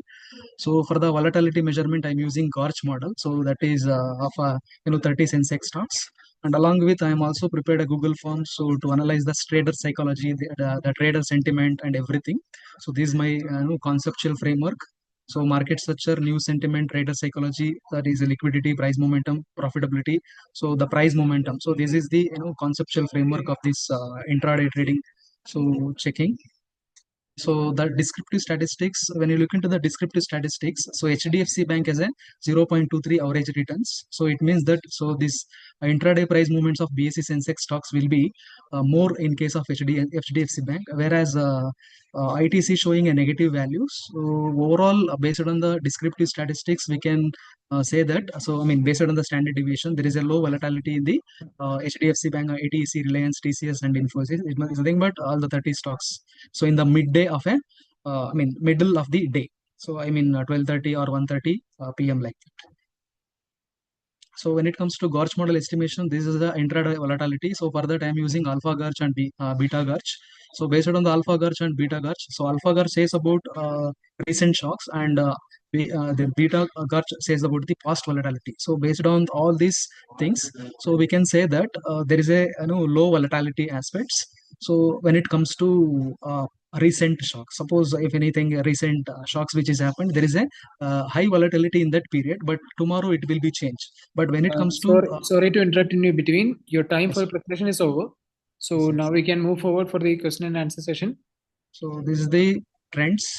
So this is the detecting Gorch model. So liquidity indicators here showing 120 trading volume, and in 330 it will be 110,000. So this is the liquidity indicators and macroeconomic events. So ANOVA results. So these are all the major findings. So HDFC banks showing intraday more profits, and volatility will be low in the midday of the period. I mean midday of the day. So I'm using Gorch volatility for the Gorch volatility. Reliance and DCS HDFC Bank showing more volatility in this case, and price movement will be. So please conclude your presentation. Your time is over. If anyone has any questions, please you can go on. Yes, thank you. Session chairs, if anyone has any questions, please go move forward. Okay, hope there are no questions. So now we can move for the next presentation. Thank you for. Hello, sir. Thank you. Hello, sir. Sorry to interrupt. Hello, sir. Yeah, tell me. Sir, you have paper ID 496. We will call the ID. Please, we will call the ID later on. Oh, okay, ma'am. Yeah. So moving forward for the next presentation, which is paper ID 296, Mr. Vijay Nag J. Yes, 1 second. Let me share the paper. Okay. Okay. So you have 4 minutes for presentation and 1 minute for question answers. Okay. So, Mr. Ranganatha, you can stop your presentation. Yeah. Thank you. Okay. Just a minute. Fine.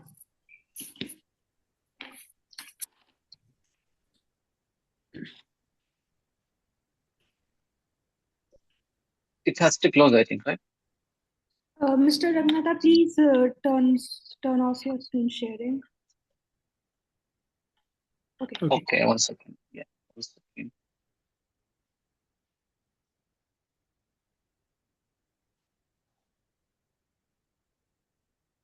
So your time has started. You can move forward with your presentation.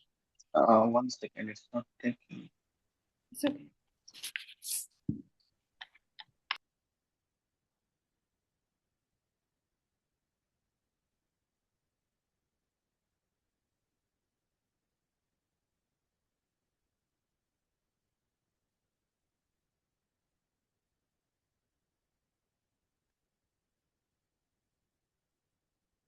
There is some error actually. To So upload then we can move forward to the next presentation. You can share your presentation after that. We will call you later on. Okay. Now moving forward with the presentation ID 496, Pushpalata Naveen Kumar. If you are ready to present, you can move forward. Good morning, sir. On behalf of Pushpalata ma'am, Parvadesh is presenting here. Okay, fine. Wait a minute, sir. I will start. Yeah, so your time has started. You have 4 minutes for your presentation and 1 minute for Q&A session. Okay, sir. Okay.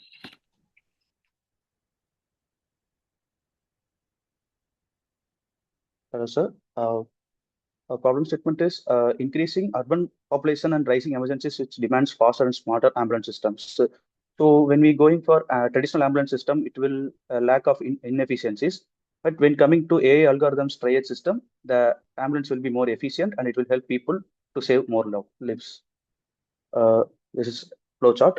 So first of all, the ambulance system will monitor the basic human data like heart rate, respiratory sensor and all, and which will send the data to the central server. The central server will look for a perfect algorithm to find the specific hospital and which will clear the road. And this will send the system to the Telegram bot, in which Telegram bot we will see the result. The ambulance driver will know which hospital has the available facilities. So this is the entire system architecture. Here the ambulance, the sensors will have ECG, SpO2, BP, RF sensors. The transmitter will send the data to the server. The server will send it to the hospital. The hospital again analyze and the algorithm will send the data repeat to the Telegram bot. With the Telegram bot, the ambulance driver will know which hospital have the ventilation and the required facilities for the patients. This is a circuit diagram. This is the hardware prototype. This is the left side image will kept in ambulance system, and the right side image will kept in the receiver side of traffic light system, which will notify the ambulance driver which is the best and smartest route to travel and navigate through to get the hospital first. So there are 4 operating modes in our project. First mode is AI triage and classification. The AI algorithm will classify several hospitals and which is the nearest hospital and which have the more facilities. Mode number 2, hospital and route selection. The route selection is based on the traffic.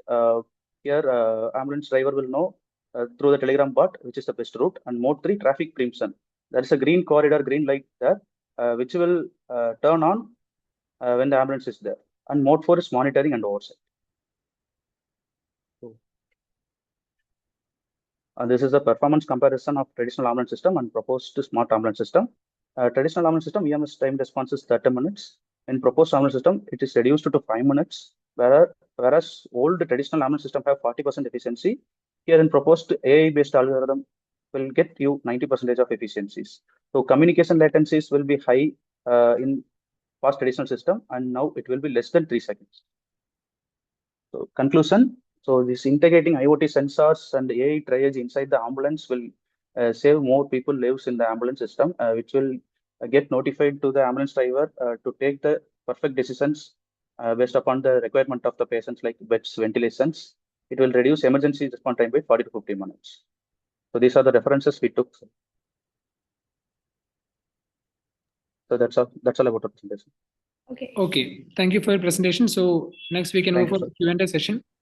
So session chairs, if you have any questions, you can go ahead. Okay, so moving forward to our next paper ID, paper ID Thank you. number 496. Thank you. Paper ID number 160, Dr. Srinivasan Arun Kumar. Calling out the ID once again, paper ID 160, Dr. Srinivasan Arun Kumar. So next, we are once again calling out the paper ID 4444, Mr. Rajan Goyal.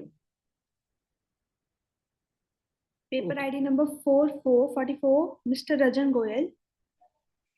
So, okay, so paper ID number 296, Mr. Vijay Nagje. Yeah, 1 second. Yeah, let me share. Okay. Okay, wait a minute.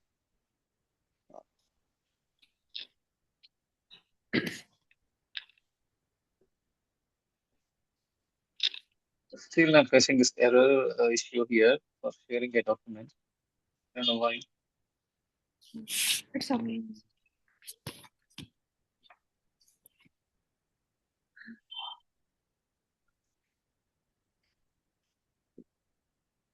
No, it's not taking. Actually, there is some error is coming to share the document.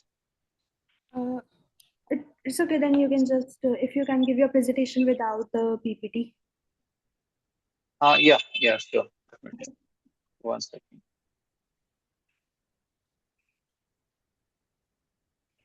You can take 1 minute of time to set up the system if you need.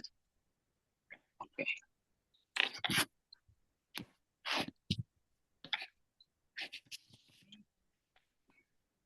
Okay, my topic is integrating artificial intelligence in analyzing financial literacy and investor satisfaction, a behavioral study among retail investors in Karnataka. Research aim of the study is to see the impact of financial literacy and investor satisfaction in Karnataka and how the artificial intelligence is applicable in explaining the distribution and segregations of behavior, decision-making, and trust in retail investors. There are 4 research objectives to analyze the financial literacy of retail investors in Karnataka, to determine risk-taking behavior and preference of retail investors, to examine the effectiveness of retail investor satisfaction concerning their investment and the availability of financial services, to examine the relation between retail investor financial literacy and retail investor satisfaction in Karnataka using artificial intelligence. Null hypothesis, coming to research hypothesis, financial literacy and investment satisfaction are not united in a significant association.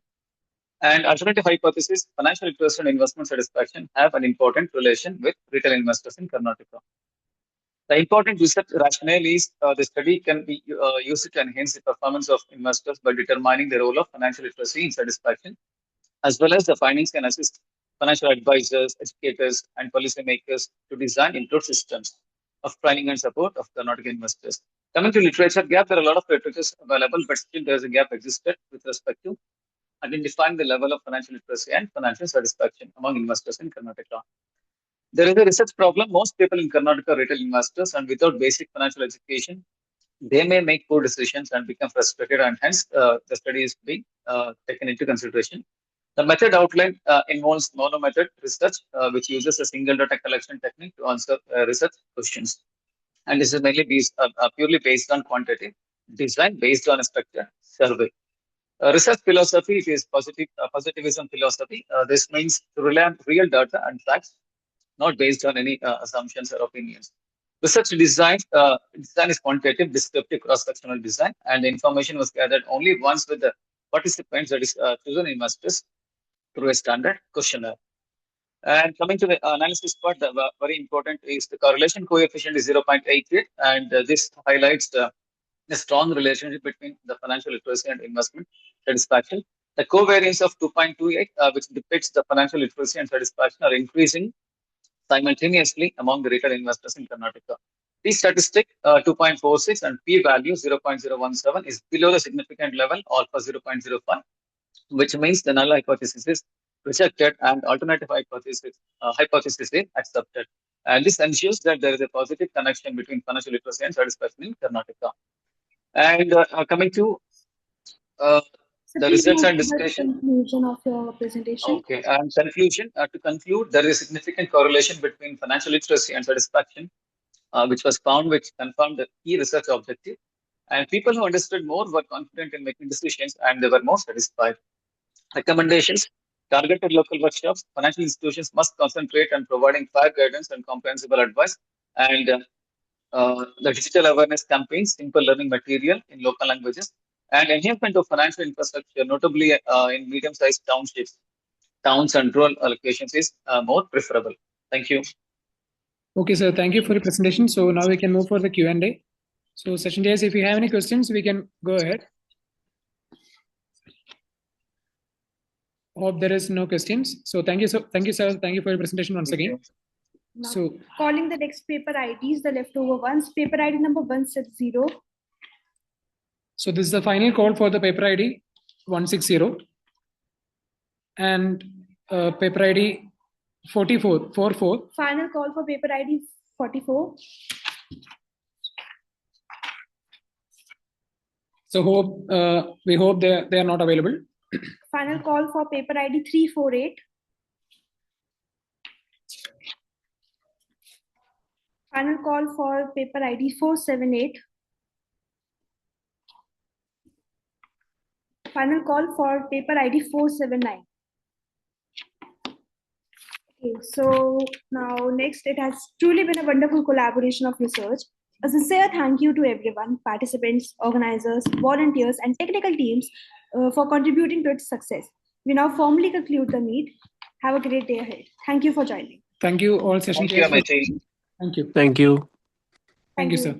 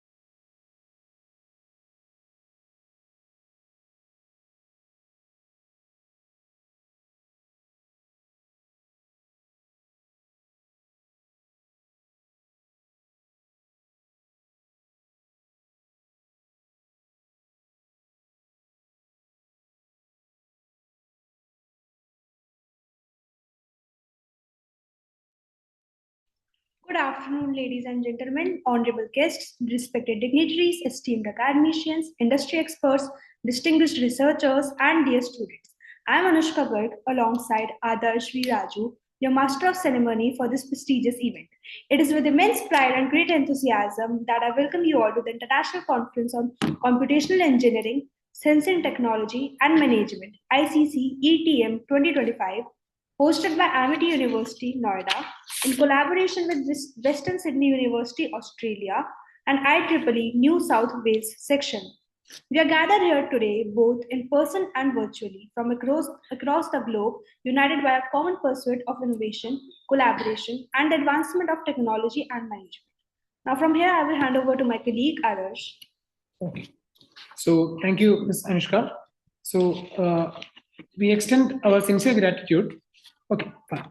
So, this conference serves as a vibrant platform for researchers, innovators, and practitioners to explore emerging trends in intelligent systems, sensing innovations, and technology-driven management. We extend our sincere gratitude to our Honorable Founder President, Professor Dr. Ashok K. Chauhan, respected Chancellor, Professor Dr. Atul Chauhan, and Group Vice Chancellor, Professor Dr. Gurinder Singh, for their vision, guidance, and unwavering support in making ICC ETM 2025 possible. Now, I would now like to extend a warm welcome to our distinguished session chairs, Dr. Bhuchra, Jagan Institute of Management Studies, Rohini. He is being recognized as an Associate Professor of Management at GEMS Rohini with over 16 years of academic and research experience. Her work has focused on behavioral finance, finance psychology, sustainable finance, and investor behavior, supported by a PhD in behavioral finance. Research has been published by her in Scopus, ABDC, and Springer indexed journals, along with book chapters for Wiley and IGI Global. Next, Dr. Vivek Kumar, AIBS, Amity University, Noida. He is being recognized as an assistant professor at Amity International Business School, Amity University, Noida. His academic background includes a PhD, MPhil, and MSc in operational research from the University of Delhi. Over 15 publications have been contributed by him to international journals, Scopus indexed books, and reputed conference proceedings. He serves as a governing body and lifetime member of SREQOM and as an associate editor of the International Journal of Systems Assurance, Engineering, and Management, Springer.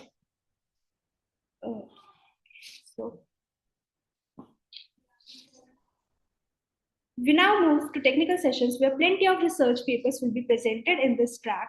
Each presentation would be given 4 minutes, followed by 1 minute of question answers. Everyone is requested to kindly adhere to the timings.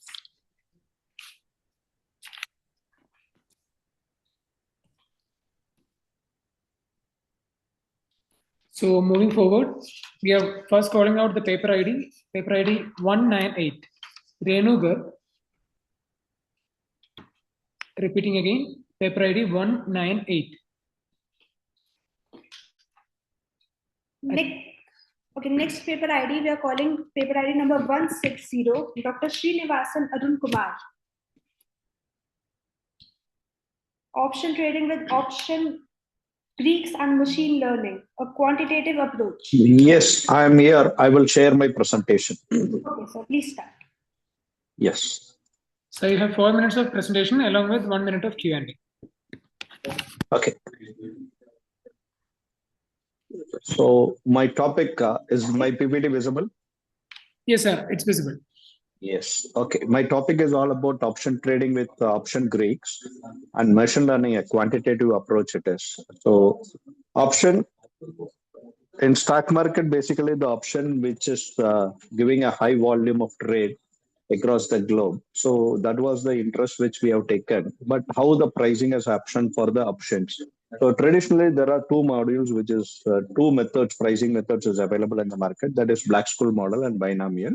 Black-Scholes is used for European options and binomial is used for American options. So option Greeks are delta, gamma, vega, and theta.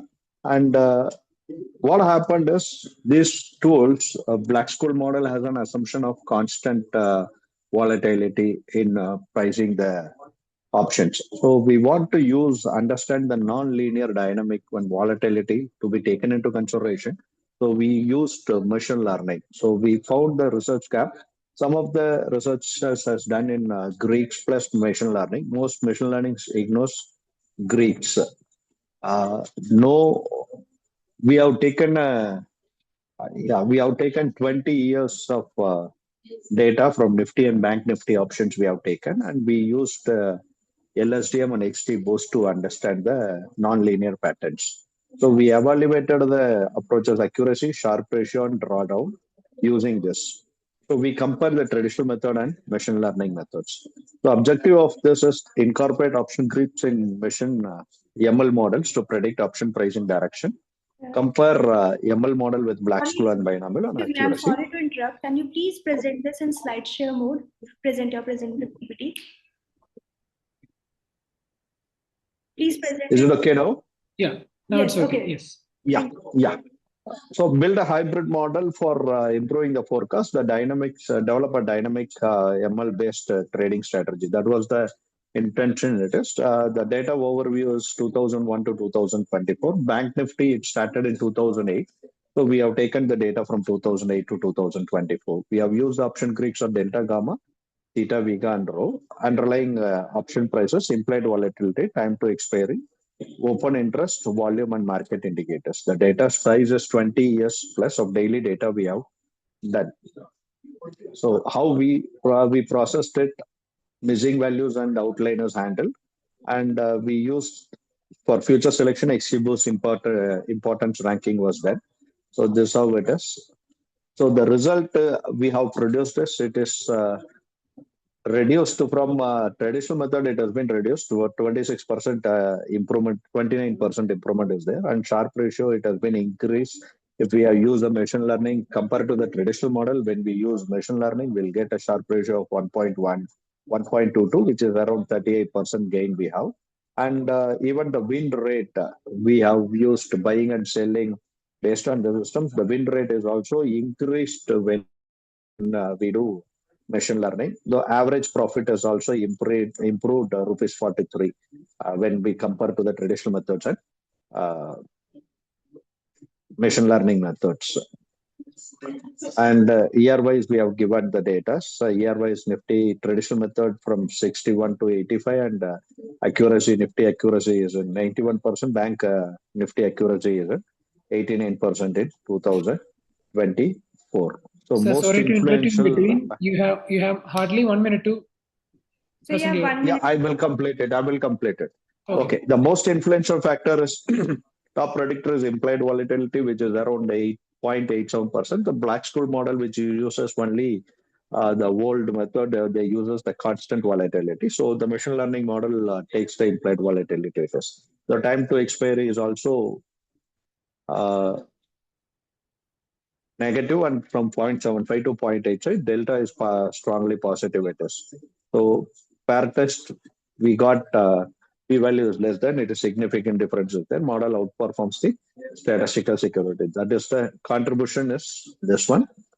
And we have the limitation. We historically backtesting only, no live data evaluation is done. Noise and option data, the liquidity, low liquidity period will also be considered into bet. Okay. So conclusion is that ML clearly outperforms Black-Scholes and binomial model. Accuracy rates has been significantly improved. Implied volatility is the strongest determinant of option pricing. And machine learning trading system can outperform India's option market efficiency. Thank you.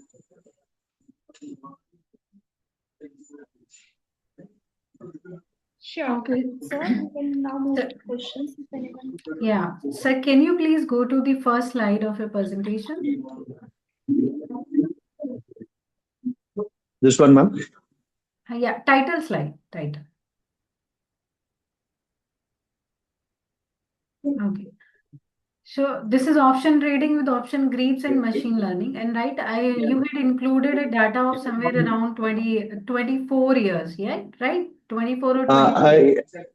It is actually 20 plus years. For Nifty, the year is different, and Bank Nifty, the year is different. Because the Bank Nifty started in 2000, later stage, but the volume of business has picked up from 2008 only for the Bank Nifty. Till that period, there is no volume. It was very illiquid. Okay. So which kind of data you have selected, be it annual data or monthly data or which? No, it is a daily data. This is the daily data. Yeah, it is a daily data. We have mentioned here also. It is a daily data size is 20 plus years of daily data covering all market cycles. So what are the policy implications of your findings? Ma'am, in this actually the policy implication is not there. It is for the investors who can use the machine learning to predict the option which one, because the Black-Scholes model where we are using for the pricing of options is comparatively they use only the constant volatility, where when we use the machine learning we can get the implied volatility, we can use it and get the fair value it is. So we are actually, it is all about option pricing is all about fair value. So Black-Scholes model uses the option pricing to understand whether the market is overpriced or underpriced before taking an option positions. So that's how this study is all about. Thank you so much. Thank you. Good work. Thank you, ma'am. Yeah, thank you. So thank you any for other the questions, ma'am? presentation. And thank you, ma'am. So now we are moving forward to the next presentation. So can I leave the meeting? Yes, sir. Yeah, Sure. Thank you. Yeah, thank you. Thank you. So calling out the next presentation, paper ID 199. Sapna Tatibala. Calling out again, paper ID 199. Next paper ID 200. Yes, ma'am. Harshita Sharma. Paper ID 200, Intelligent Modeling Embracing Diversity for Promoting Regional Languages in New Education Policy. Harshita Sharma. Yes, ma'am. Okay. Okay. You have 4 minutes for a presentation, followed by 1 minute for question answers. Please adhere to the timings. So you can start your presentation now. Your time. Yes. Time has started. Paper title is Intelligent Modeling, Embracing Diversity for Promoting Regional Language, New Education Policy. Abstract. This study examined the role of regional and local language for fostering educational quality, cultural preservation, and socio-economical development within a framework of India New Education Policy, which is NEP. Data collected from 600 students across 5 diverse Indian regions revealed that bilingual instruction produced the highest mean academic score with approximately 81.2%, with the lowest variability followed closely by regional language only instruction 78.4%. Introduction. We observe that language are that thread that connect together many cultural identities and ways of knowing. We peered into a web of human civilization. It is vital to realize that every language is more than just way communicate to someone. It also has different point of view. It is vitally crucial to make regional and local language more relevant in school, particularly now that the new education policy is in place. The point of this argument is talk about how creating this language is useful in many ways in school. Literature survey. The amount of material that college student may access has grown Excuse me. a lot. Can you please increase your volume? It's not clearly audible. Yes, ma'am. Yes. This thing have a big effect on learning about politics and ideas, as well as education and the people who deliver it. Multicultural education is a way of teaching that promotes equitable access to educational opportunity and tries to create an academics atmosphere that is varied and welcoming to everyone. Methodology. To understand how the new education policy has shaped India's educational landscape, especially in terms of school expansion, student performance, and cultural involvement. This study followed a structured practical approach. We combine numerical analysis with the real-world observation to get well-rounded picture of changes brought by NEP.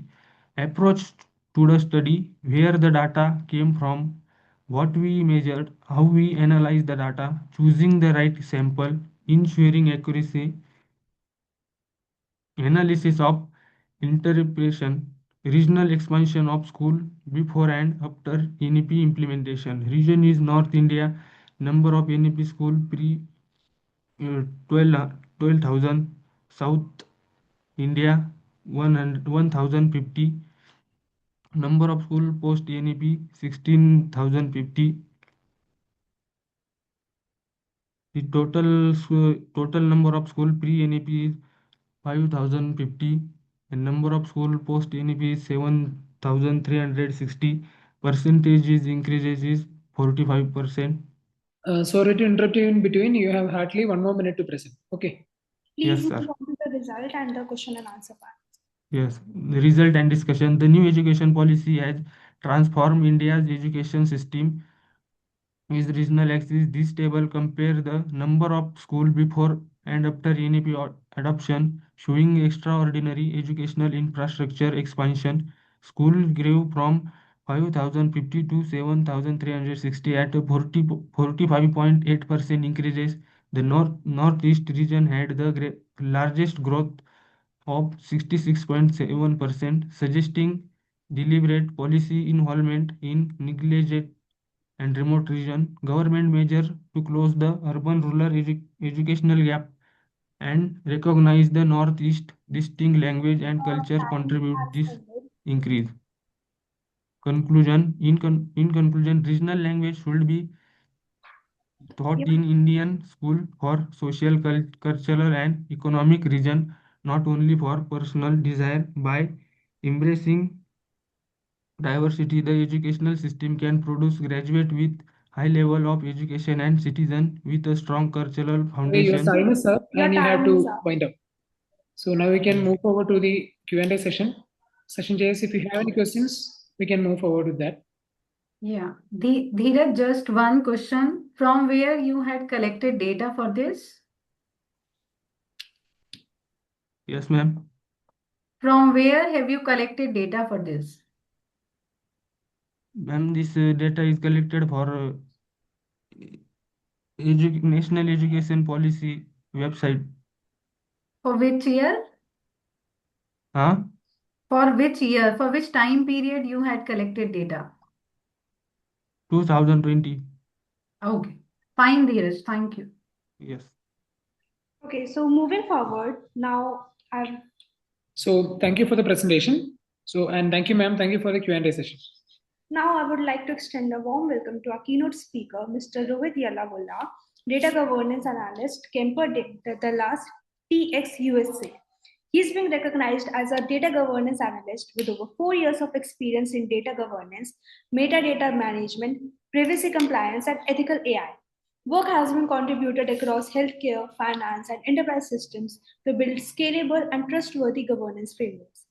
Extensive experience has been gained with Azure, Snowflake, Power BI, and SQL Server for data modeling, dashboard development, and regulatory reporting.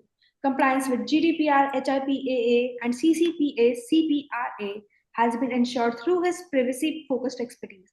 He has also served as an IEEE peer reviewer and session chair with current work. Now, I now request Mr. Rohit Yallavulla to address this gathering. Thank you for the speech. Good evening, everyone. Can I share my screen? Yes, sir. Yes, you can share.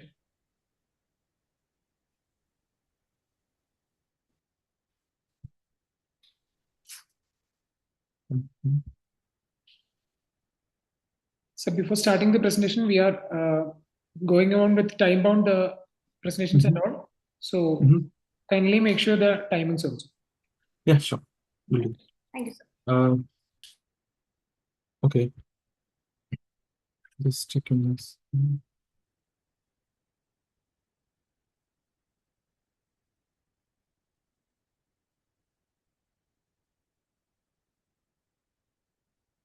Can you see me? Oh, it's sudden. Okay. So you're not visible, but your screen is there. Oh, okay. It's fine. Okay. Today I'm going to speak about AI for data governance analyst. Yeah.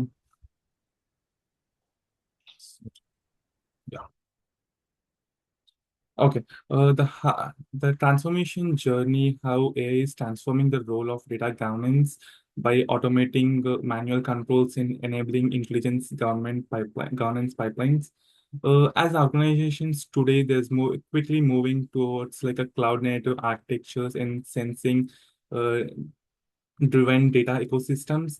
The shift we are experiencing today is not only technological, but also operational and strategic. My presentation outlines a practice AI-driven framework that enhances accuracy, scalability, and compliance in modern governance environments as well.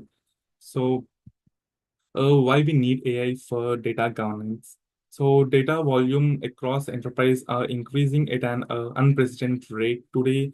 Uh, Sensing technologies, IoT devices, digital applications as well. Second, we face rising regulatory complexity like like a GDPR, CPRA, HIPAA, and sector-specific mandates now require continuous monitoring, not only just periodic audits. And and finally, modern organizations require real-time governance, particularly in cloud-driven environments where data flows are dynamic and high velocity. Uh, Coming to the challenges with the manual governance, so mm, analysts spend close to 70% of their time performing, repetitive tasks, running like a SQL checks, validating data quality, tagging data sets. Further, there are also inconsistent classification practices lead to fragmented metadata and weak quality controls. And as data scales across cloud, IoT, and the analytical systems, manual processes cannot scale proportionally. So coming to AI augmented governance model, to solve these limitations, AI augmented governance model introduced three core capabilities. Firstly, ML-driven classification, automates tagging, categorization, and identification of sensitive fields. Secondly, automated lineage generation. This enriches metadata, enabling full visibility across ingestion, transformation, and consumption layers. Thirdly, policy-aware controls. This enforces, government rules, intelligently controls adapt dynamically based on context, risk, and regulatory requirements as well. So coming to automating data controls, this highlights AI-driven PI detection leverages pattern recognition models to identify sensitive attributes across structured and unstructured data. So analysts no longer need to manually review thousands of columns every day. Secondly, automated data quality rules enforces constraints such as uniqueness, format, null checks, and referential integrity without human intervention. And the continuous validation ensures that they are detected in real time. Um, Alerts surface anomalies as soon as they occur. So, coming to AI-driven compliance monitoring, regulatory compliance is one of the most resource-intensive aspects of governance. So, AI significantly reduces the efforts required while increasing the alignments with the legal standards as well.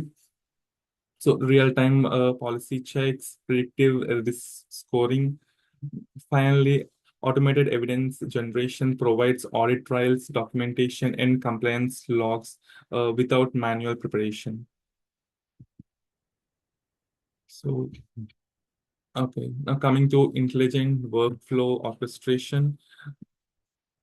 In traditional governance models, workflow rely heavily on manual routing and decision making. Here, automated trigger detection initiates remediation for workflows as soon as violations or anomalies are detected.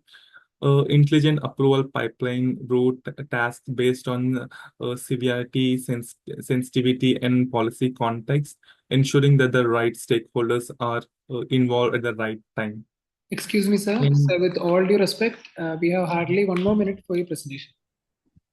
Okay. Okay. Fine. Okay, sir. Thank you. Mhm.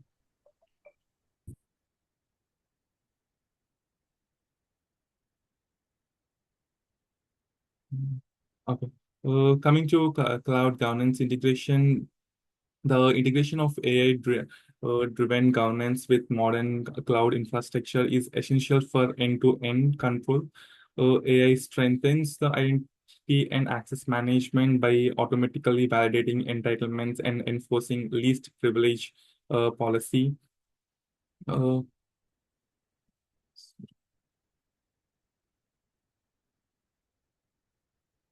okay, these are fine. The future is autonomous, like looking for AI transforms governance from a retrospective activity to a proactive, intelligent capability.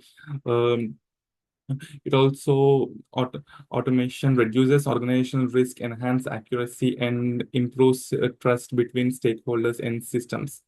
In conclusion, AI represents the most significant advancement in the field of data governance by reducing uh, manual efforts, increasing accuracy, and enabling real-time oversight. AI also allows governance analysts to transition from operational burden to strategic impact. Thank you. Thank you, sir. Thank you once again for insightful words. It was really amazing. So now we are again moving on with the presentations. Upon further, we are calling out the paper ID 201, Tilak Kumar Sharma. Calling out the ID once again, 201, Digital Equity towards Swami Vivekananda's relevance in global pedagogical practices. Moving on to next, paper ID number 202, Kavita Saini. Paper ID 202, Kavita Saini. Yes. Shall evaluate many approaches with respect to their degree profitability. Yes, 202. Paper 202. ID. Yes. Okay. Please start our presentation. You have 4 minutes for presentation and 1 minute for Q&A session. Yes. You can now share your slides and you can start your presentation. Shall I present? Sir? Yes. Yes. Please keep it in the slide share mode.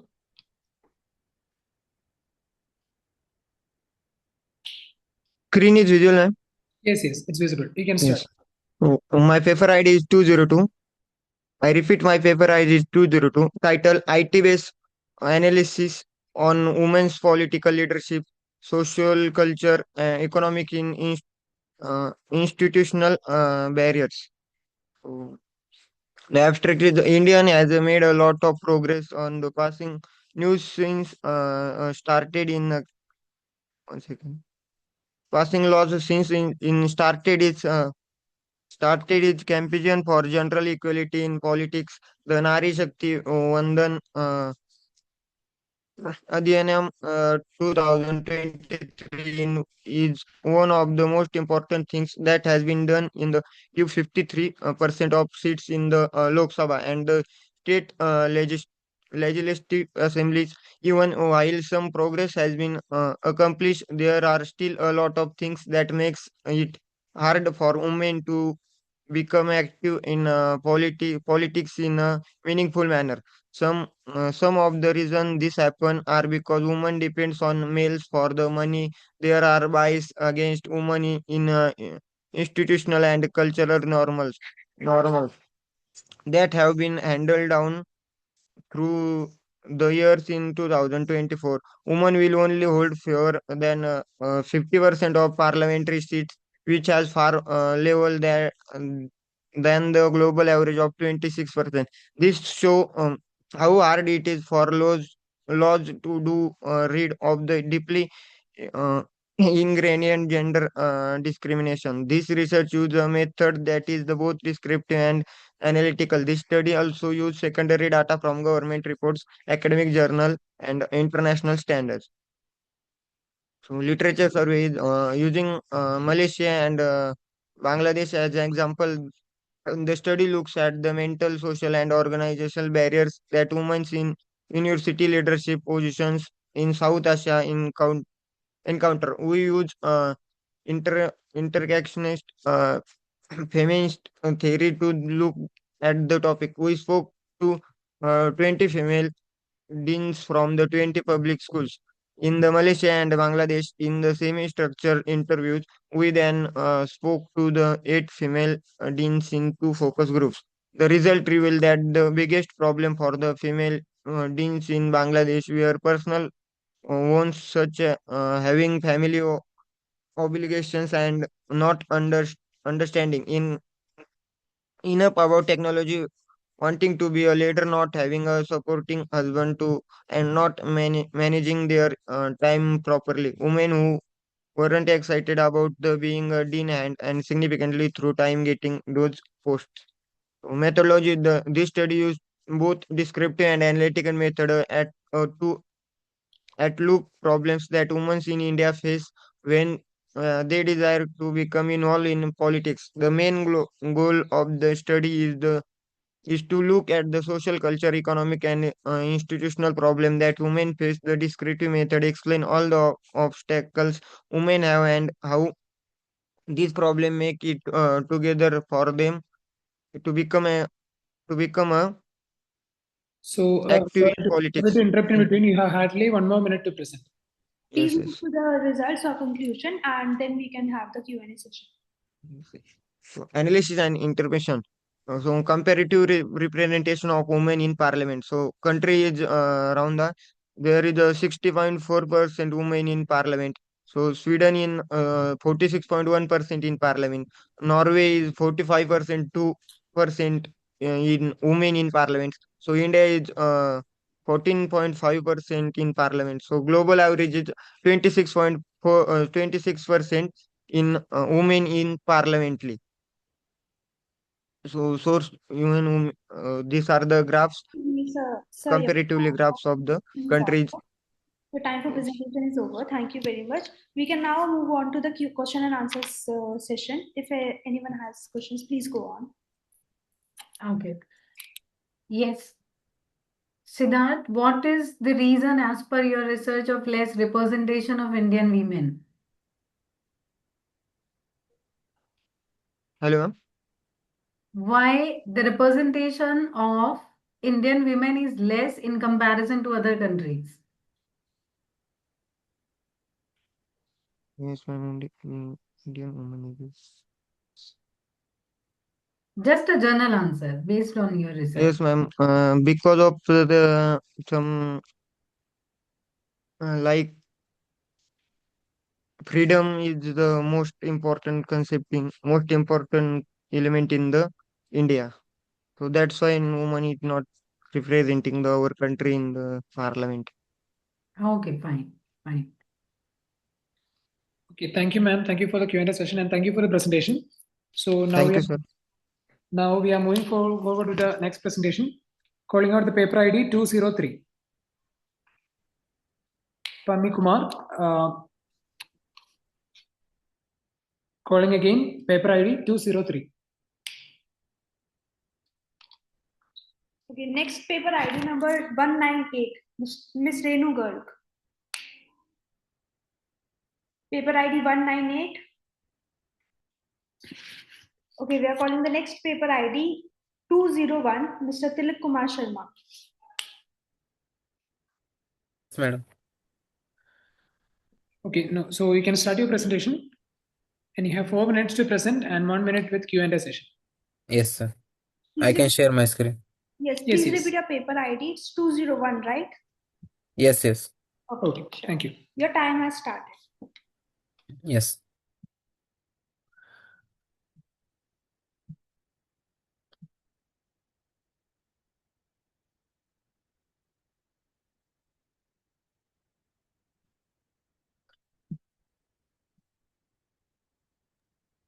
Your time has already started, so kindly move with the presentation. Screen is seen, sir. Yes, yes, screen is visible. Just make it into a slide sharing mode.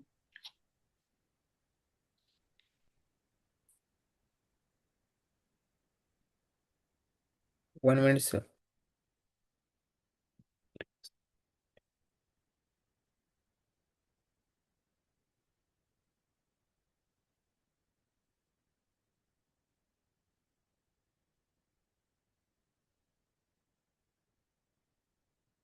Sir, we have limited time, so please be a bit quick. Yes, madam. Screen is okay. Yes, your screen is visible. Yes. Please keep it in the slideshare mode. That's fine, Anushka. He can present this way on also. Okay, all right, go on. That is. We can go on with the presentation. Okay, sir. My presentation ID is 201. My topic of the presentation is digital equity towards Swami Vivekananda relevance in global pedagogical practices. Means in this we have studied about the which skill is required or how we prevent our India's people's how to Swami Vivekananda in the abstract Swami Vivekananda on the education idea on the education which focuses on the moral growth means moral growth is the soft skill which are the skills are required for the improvement in our own self where they are useful for digital justice in global teaching methods today means we can how we can learn the various methods how we learn the various knowledges. This article speaks about the how Vivekananda idea education as a way of to help the global grow the peoples in the world. In the introduction, in Indian philosophy and education, Swami Vivekananda saw education in an unlocking of every bite of potential and that the individual already has a being deeply ingrained with the idea inclusively improvement as a well holistic development. His idea find persistence in the context and contributory global pedagogical challenges means many people are facing the various challenges to improve our skills for improving the skills we can use the various platforms as education rapidly grows digital the question of digital equity becomes a serious issue relieving a sharp divide between those we have digital access tools like resources we are using the various digital tools like as ChatGPT, Gemini, whereas Google's we can study how to improve our skills. Next is literature review. In the literature review, the universal self, the Swami Vivekananda philosophy is based on the universal self, which derived from the Vedantic philosophy, which is that the everyone has inherently driven a dive on one based upon the principle of the unity, view, equality, heresy, negate and social satisfaction means in the social satisfaction we use the develop our own personality to how we deliver our knowledge how we gain the knowledges in the around surroundings how we good in the career our beyond the distinction of the caste or creed of gender or race that there is a lies. Sahil, please skip to literature review. Just move to your analysis and interpretation part. Okay, madam. In the analysis of the interpretation, laptop and high-speed internet, smartphone with mobile data and no digital access. By checking this high-speed internet, the percentage is high, medium, low. Total learners is 205%, is 51.25. Using smartphone and mobile data, high speed is a 5, middle 50 and 100 means total learners are 155 and no digital access there is a less score of learners. Sorry to interrupt in between. You have 1 more minute left to present. Okay. Please kindly move make it to fast. Q&A session. Okay, madam. In the conclusion, we are conclude that the how we improve our knowledge by taking the various resources, how we develop our skills based on this. Okay, thank you. Fine, Sahil. Thank you so much. Thank you, ma'am. So, ma'am, if you don't have any questions, we can move forward. So, thank you for the presentation. Yes, we can. Okay, thank you. So now moving forward to the next presentation, paper ID 204, Ragini Agarwal. Paper ID 204, Intelligent Modeling on Gendered Choices. Okay, so moving to the next paper ID number 205 by Renu Garg. Paper ID 205 by Renu Garg, Leveraging Artificial Intelligence. Okay, now we are moving forward with the next presentation. Paper ID 487. Anam Haider Khan. Yes, that's me. Okay. So you Perfect. can Let me go just, for the presentation. yeah, let me just present. Sure. Um, You have 4 minutes for your presentation and 1 minute with Q&A. So kindly perfect. start the presentation. Is my screen visible? Yes. Perfect. Let me just get in slideshow mode. Okay, perfect. I hope nothing is blocking my presentation. No, yeah, good to you're go. absolutely fine. You can move forward. Okay, perfect. Good afternoon, everyone. Today I will be presenting my paper titled Leveraging Artificial Intelligence to Forecast IPO Outcomes. I am Aman Khan, and I will be presenting this work along with Dr. Ravneet Singh. So the abstract of this presentation is the role and challenge. IPOs play a vital role in raising capital and driving business growth, but predicting their success remains a complex challenge due to market volatility, investor sentiment, and multiple influencing factors. The study aim is that this study leverages machine learning techniques to develop a predictive model capable of classifying IPOs based on subscription statuses, oversubscribed and undersubscribed, and post-listing performance, positive or negative listing gain. Using the data set of historical IPOs, the research incorporates variables such as company fundamentals, subscription rates across investor categories, market conditions, and issue pricing details. Methods and findings. Data pre-processing, feature selection, and model training use random forest, logistic regression, and gradient boosting. Model performance through accuracy, precision, recall, and F1 score shows more machine learning can offer a significant predictive power.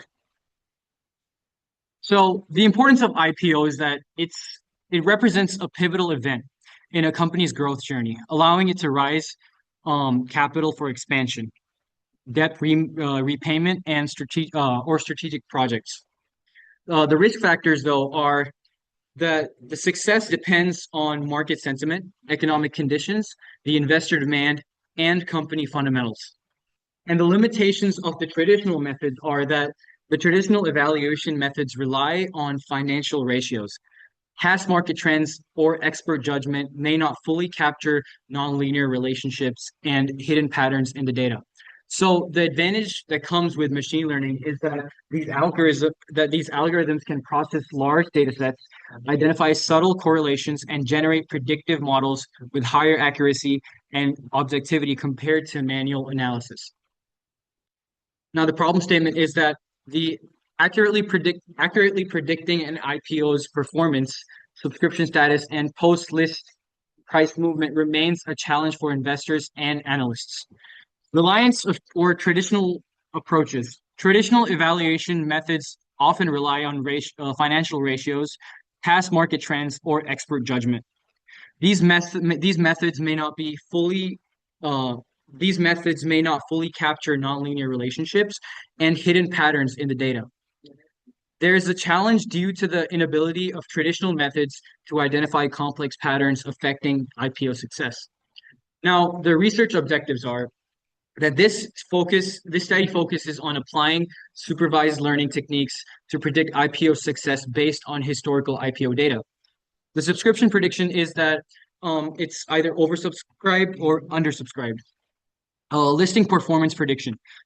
Predict post-listing performance, positive versus negative listing gains, and decision-making support to build a reliable predictive framework offering actionable insights to investors, underwrites, and policymakers. Now, the literature review is the shift to machine learning.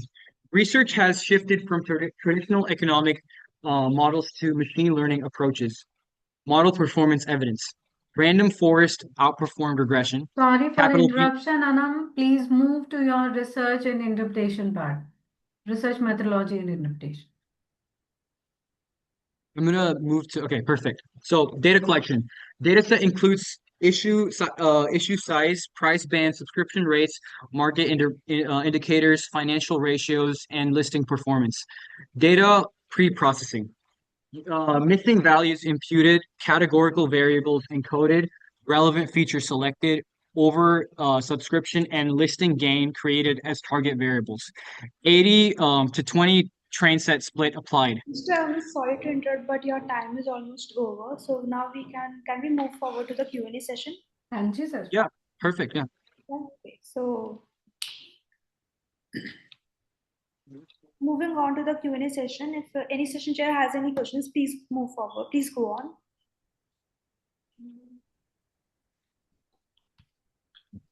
Okay, so Yes, we can proceed.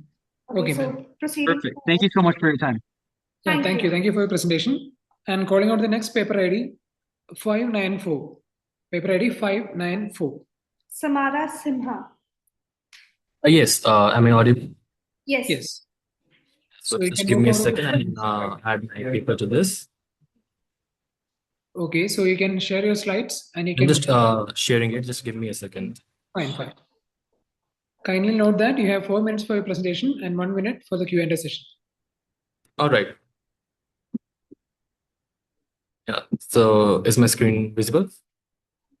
Yeah, your screen is visible. Yeah. So good evening, everyone. My name is Samara Simha Reddy, and I'm here to present our paper titled Multivariate Regression and Analysis for Measuring Cross-Platform Social Media Impact.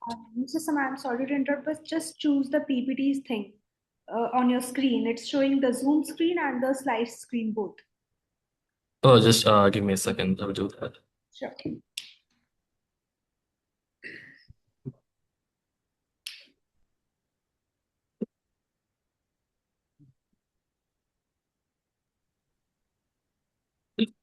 Is it fine now? No, but still both screens have been presenting, like your Zoom screen is also there, your PPT is also there. So kindly move to the PPT. If you're unable to do that, it's okay. Just move forward. Like Yeah, I guess I will just get on this like this only and Just move forward. No yeah. issues. Go on. So our paper is multivariate regression analysis for measuring cross-platform social media impact. My co-authors are Julie Kokard from Chandigarh University, and then I have Ronit Singh Bhandari from MIT University, Noida. So the core objective of this paper is to understand whether a diversified social media presence, not just high traffic, actually improves commercial outcomes of e-commerce retailers. So moving to abstract. So in this study, we investigate whether spreading social media traffic across multiple platforms creates stronger commercial impact than relying on one or two dominant channels. Our regression analysis confirms three things, which are diversification improves message reinforcement, balanced cross-platform presence outperforms pure traffic volume. Two-way fixed effects regression provides strong causal evidence. In short, I would just say that a well-distributed strategy leads to significantly higher social commerce sales. And introduction to the overall our paper is, I will just go with that. As you know, consumers no longer stay on one social platform. They move across Instagram, Facebook, Twitter, X, and others throughout their buying journey. However, most analytics tools treat each other platform as if they just exist in isolation, which means we miss the synergy created by when platforms work together. Retailers now spend heavily on multi-platform strategies, but without accurate casual measurements. They cannot understand the true return on investment. This creates a clear need for a structured evidence-based evaluation, which is further done in our study. So moving into the problem statement, despite the popularity of multi-platform marketing, two major issues are, first of all, there is no standardized metric that captures how evenly traffic is distributed across platforms. And the second is earlier studies ignored unobserved difference between retailers, things like brand strength or management quality, which then weakens the validity of their results. Because of this, firms still does not know that whether diversification genuinely improves outcomes. Our work solves this by introducing a proper metric and applying strong econometric methods. The research objectives for our paper are, first of all, our research pursues 4 clear objectives. Creating a reliable metric that measures how evenly a retailer spreads traffic across platforms, measuring the casual impact of diversification on social commerce sales, applying two-way fixed effects to remove retailer specific and time specific biases, evaluate both individual platform contribution and the overall diversification effect. Together, all these objectives, they allow us to isolate the true commercial value of cross-platform strategy. So going on the literature review, the earlier research focused on optimizing single platform, but newer studies show that platforms actually work better together. They reinforce each other. Still gaps exist, like there's no consistent way to measure diversification. There is a limited causal evidence to prove the studies, and there is an underexplored idea of complementarity. Mr. Samara, sorry to interrupt in between. Your time is getting to an end, so kindly move towards the results and conclusion part. I'll just move on to that now. So moving on to the conclusion, our analysis, they work on the balanced multi-platform strategies, deliver higher sales outcomes. Traffic diversification matters more than sheer traffic volume. Retailers should spread their marketing efforts across multiple platforms instead of relying on just one. And future research should focus on better metrics and robust causal models. In conclusion, I would just say that diversification is not just a marketing choice; it is a measurable commercial advantage. And yeah, So I guess thank you for your I've done. presentation. Yeah. Yes, Samara, can you please show the data analysis slide? Sure, I will just go to the methodology. Might help you. Okay.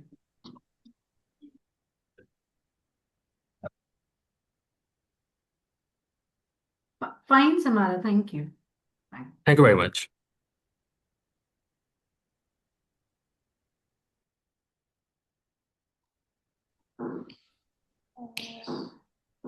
Okay, thank you for your presentation. Now we are calling the next IDs.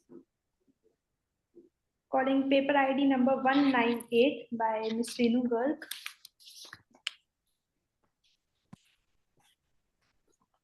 Calling paper ID 198 by Ms. Renu Garg. Okay, paper ID number 199 by Sapna Tatewala. Calling out again, paper ID 199. By Sapna Tatewala. Okay, moving forward, we are calling out again, paper ID 203. Kammi Kumar. Paper ID 203. Next, paper ID 204, Ragini Agarwal. Hello. Paper ID 205. Hello. 205. Okay, yes. you can Renu proceed. Garg. Hello. Yeah, Paper, am I audible? Yes, we can hear you. Can I start my presentation? Okay, Yes, yes. paper ID 205, right? Okay. We have 4 minutes for your presentation, followed by 1 minute for question and answers. Please adhere to the timings. You can start. My screen is visible. Yes. Yes, yes. Okay. Your time has started. Okay. I repeat my paper ID 205. My title is Leveraging Artificial Intelligence for Designing Technological Nature Inspired Performance and Spaces. So introduction to my paper.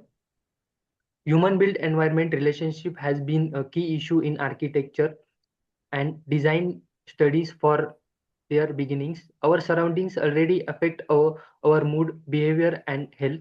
For disease research and decades, research and professionals have studied how architecture design may foster emotional connect, empathy, and collaboration. These include hospitals, schools, and workplace recently building performance venues like trains and musical halls, theaters and musical halls, where emotion is a key, has generated attention. This concentration has grown in recent years. Threat for the live events or not perform venues provide live music, dance, and theater. Literature survey. This research looks at how nature impacts the idea of constructions and how that might have a huge impact on people's health and happiness. biophilic principles and the basis of design a nation which adds things like right plants, organic shapes and natural materials to the place human has built. The purpose of the purpose is this that strengthen connection between people and nature. Methodology to collect demographic data addressing the study objectives and prepare an online questionnaire using Google Forms. The questionnaire asks response to identify their age and age running the unmarriage occurred in them. And in addition, the form provided questions about how they learn about menstruation and when they discuss the process that hygienic practice they use, whether they change regulations, cooking practice and during menstruation periods, and if they regularly experience any illness as the result. This is the analysis result and discussions. The analysis reveals compelling trends in both user preferences and AI design efficient as illustrated in table figure. The natural daily lightning is the most favorable design element, receiving 75% highly preferred rating, and recent border architecture movement. Conclusion: in this research makes it extremely clear how to employ AI to design performance spaces that are good for environment, making people feel good and are inspired by nature. The findings reveal that our ideas about architecture have changed. Sorry to interrupt you in between. Your time is getting to getting an end. So kindly wind up it. These are references, and thank you. Okay, thank you. Thank you. We can now have the Q&A session. Thank you. No questions asked. Okay, ma'am. Thank you. Thank you, ma'am. Thank you for your presentation also. Now, moving forward to our next paper ID, we are calling 203 by Mr. Pami Kumar. Yes, ma'am. Present. Yes, please present your paper. Kindly make it a bit fast because we are already out of time. So kindly make it a bit okay, sir.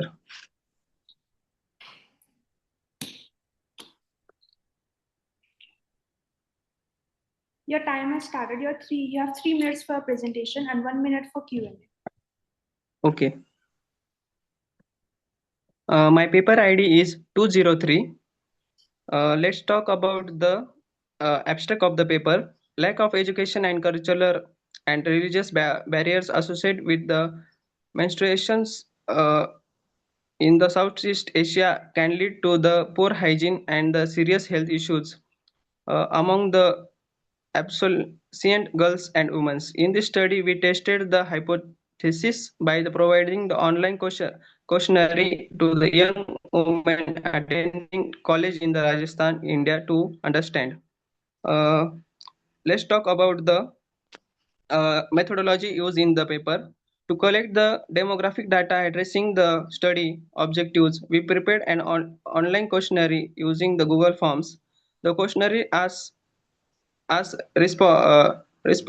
responded to the identify their age and the age range when the marriage occur for them. In addition, the form provided the questions about how they learn about the menstruations, with whom they discuss the process, and what hygiene practices they use, whether they change religious or cooking practices during the periods, and if they regularly experience any illness as the result of menstruations.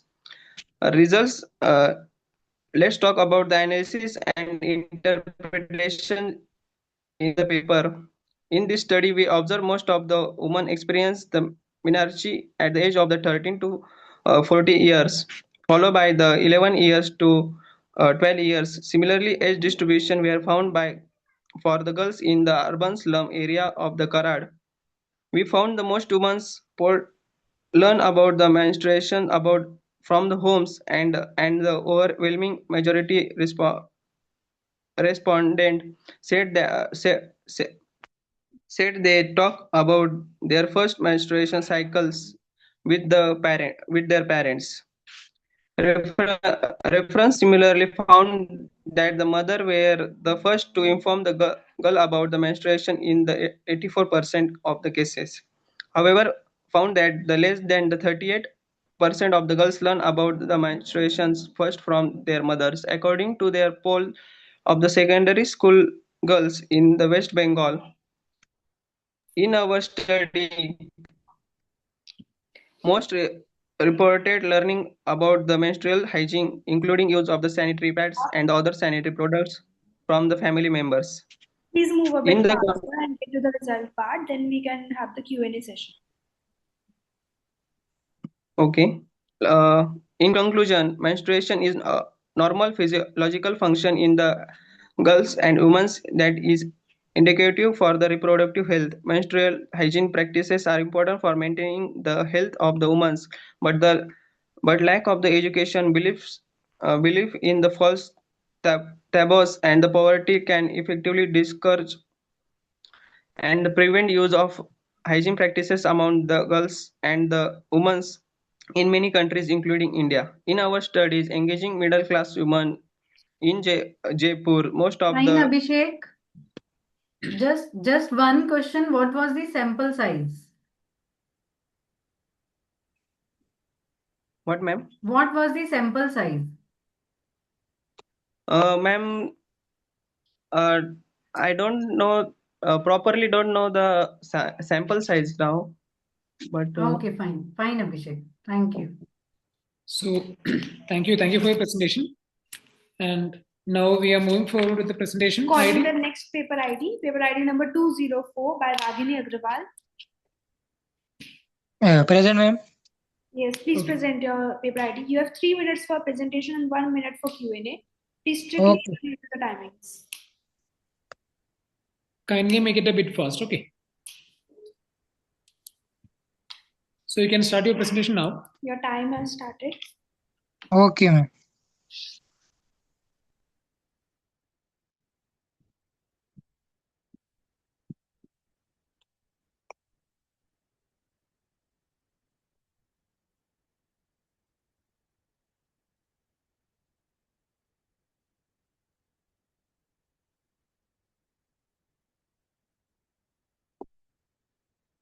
My paper ID is 204. My paper ID is 204.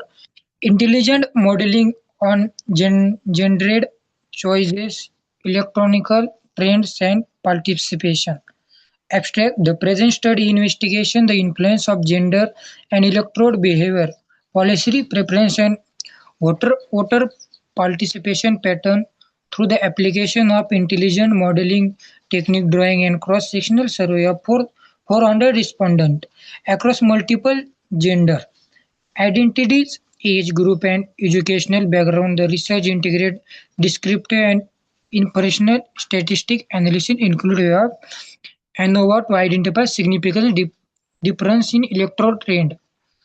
So introduction: because of the change that are occurring in how individuals engage in democracy right now, it is a crucial to research how gender influence voting choice. Being active in politics isn't just about voting, it also reflects what they think and how they handle social and political concerns.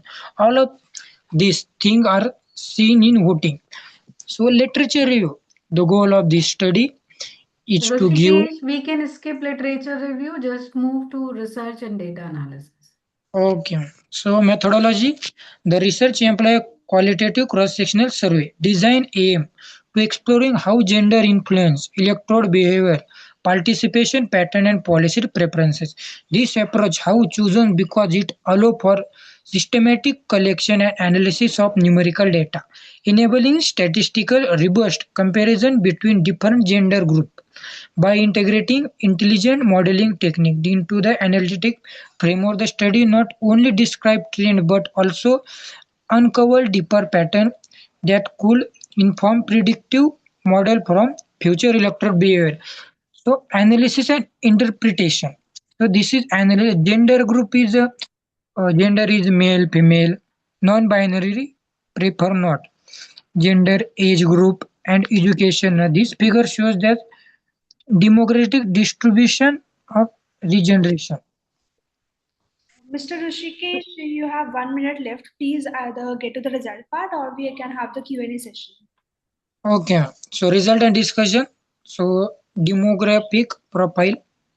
So conclusion, this study confirmed that gender play critical role in shaping electoral trend and participation influence both the level of engagement and policy issue. The analysis of 400 response revealed a strong overall rate 76.5.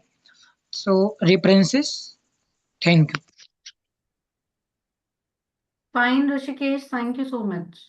Thank you. So thank you for your presentation. Thank you, ma'am. Now calling the next paper ID number 198 by Renu Garg. So this is the last and final call for paper ID 198. If someone is present, you can do it, or else we are moving forward. So next paper ID is 199. Sapna Tatewala. So this is the last and final call for paper ID 199. Yes, ma'am. Just a second. Let me present my screen. Okay. You have 4 minutes in total, 3 minutes for presentation and 1 minute for Q&A. And please be a bit quicker as we are running short of time. Fine. So your time has started. You can move forward with the presentation. Yeah. Is my screen visible? Yes. Okay. So the title of my the paper ID is 199. The title of my paper is AI-based prediction of empathy in shaping decision-making styles among young adults. So young adults here especially refer to the students who sometimes because of lack of empathy make a bad decision. So here in the abstract, we see the ability to make well-formed, informed, and ethically sound decisions is especially vital for younger adults navigating complex social and professional landscapes. This study explores how empathy in both its cognitive and affective dimension shapes decision-making tendencies, particularly rational and intuitive approaches among the university students aged 18 to 25. So here in this PPT, we understand that what kind of complex decisions the students make, due to which there are many problems faced by the university students. In the introduction, being able to make choices is a key ability that teenagers and young people need to learn as they become adults. So making a good decision is very important for the teenagers or for the adults.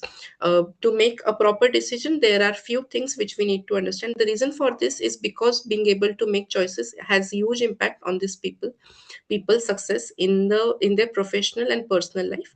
So a right decision can shape you, and a wrong decision can destroy you. So that is what I can say about this. During this phase, which lasts from 18 to 25, people have more freedom, do more social things, do go through huge changes in their lives.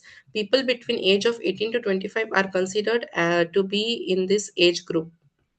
It's crucial to be able to make judgments that are not just ethically correct but founded on good logic when things become challenging in leadership, school and relationships. So we will skip the literature survey as we don't have much time. So the methodology is the study examined university students aged 18 to 25, a demographic navigating and pivotal developmental phase characterized by their growing autonomy and increased decision-making responsibilities. Using convenience sampling, 168 participants were selected from universities in both urban and suburban areas, ensuring a diverse range of experiences and decision-making context. So the tools which were used for this survey were PERT empathy scale, decision style scale, and the research design. So we can see the analysis and interpretation. So here this is a matrix. In this matrix, we have related cognitive empathy with cognitive empathy, cognitive empathy with affective empathy, cognitive empathy with rational and decision making, and cognitive empathy with intuitive and decision making. Ma'am, your time is up now. Can we move forward to the Q&A session, please? Yeah, fine. Any questions, session chairs? No, thank you. No question from my side. Thank you. Thank you, Thank ma'am. you. Thank you. For your Yes. presentation. Now, moving to our next slot for our session, I would like to extend a warm welcome to our next keynote speaker, Mr. Chandrasekhar Kuban, Integration Architect, Medical Software Systems, Inc., Texas, USA. He's been recognized as a seasoned integration architect with over 2 decades of experience in expert enterprise IT. Enterprise has been demonstrated in building scalable, secure, and high-performance integration solutions across global platforms. His work spans cloud-native architectures, API-led connectivity, and large-scale digital transformation. Complex integration programs for Fortune 500 organizations have been successfully led by him, enabling modernization across hybrid and multi-cloud environments. I now request Mr. Chandrasekhar to address this gathering. Thank you. Hi, I'm Chandrasekhar. Good morning and good evening, everyone. It is my pleasure to welcome you to this session. I will start my speech on the agentic AI. Let me share my screen.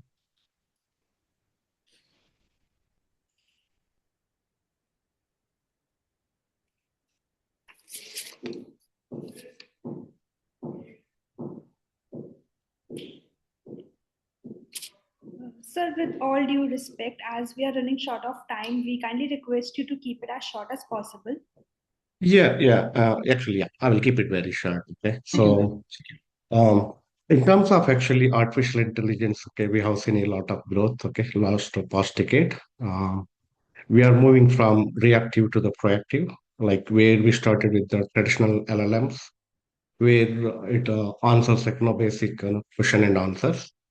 Let's say, for example, traditional AI, what it does is actually if you ask anything, okay, it gives the steps like, okay, let's say, for example, if I'm asking reschedule my meeting or something, okay, it gives the each step like, open your calendar, check for the time slots and send an email.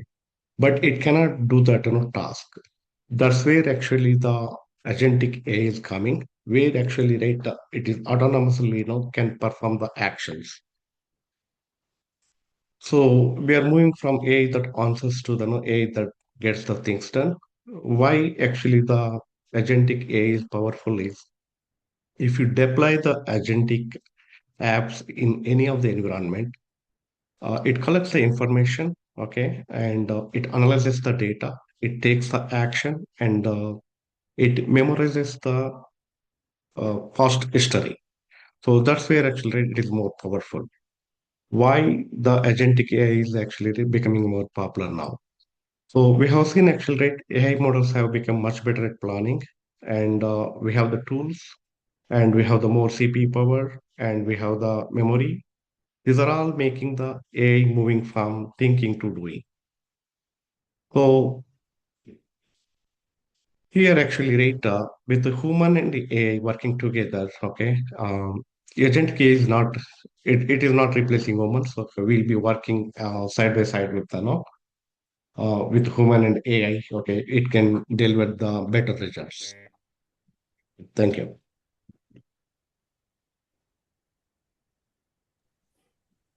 Thank you, sir, for your insightful words.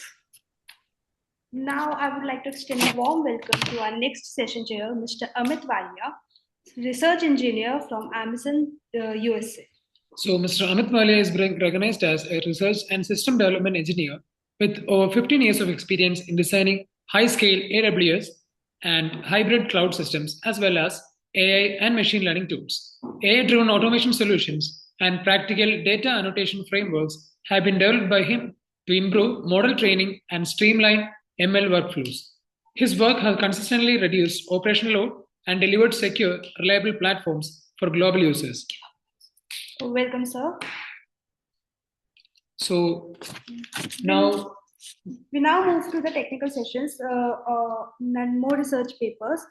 Now calling the paper ID number 281, Anjali Dikshit. Paper ID 281, Anjali Dikshit. Hello. Am I audible? Yes, you are. What is your paper ID? 281. Okay, so please present. You have 4 minutes to present your paper and one followed by 1 minute for question and answers. Okay. Is screen visible? Is Yes. my screen visible? Yes. So my paper ID is 281. Kindly Topic. convert your screen into slide sharing mode. Okay. Okay. Your time has started.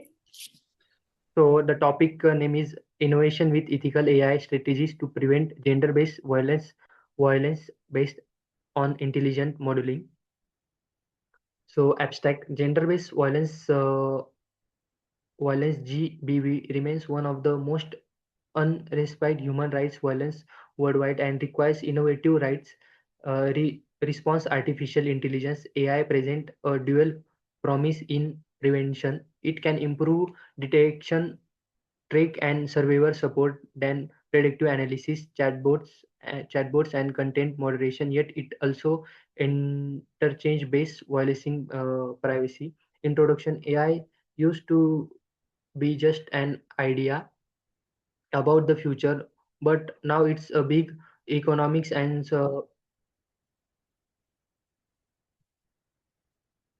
in this phenomenon, this change the way people take each other.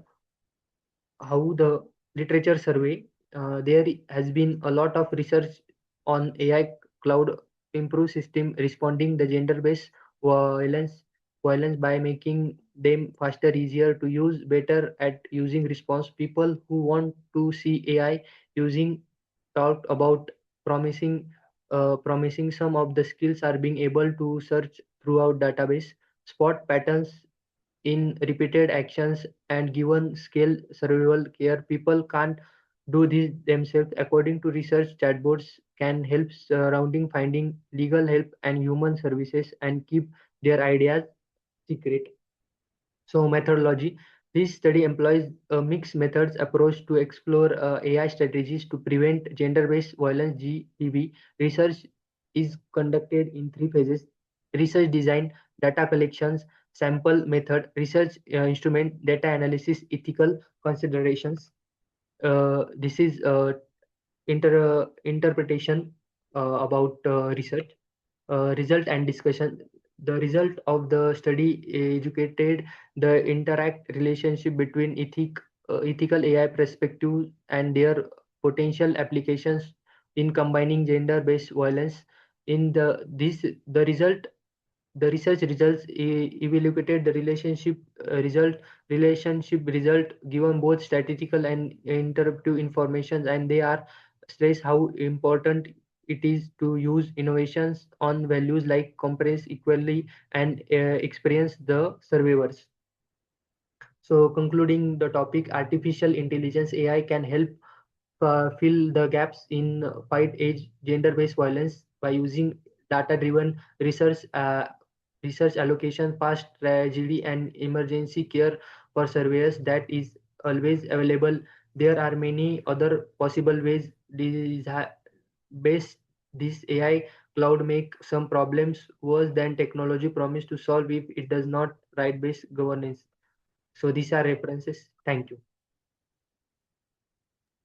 So thank you for your presentation. Thank you. Yeah. So we can move forward to the Q&A session. Session chairs, if you have any questions, we can move forward with that.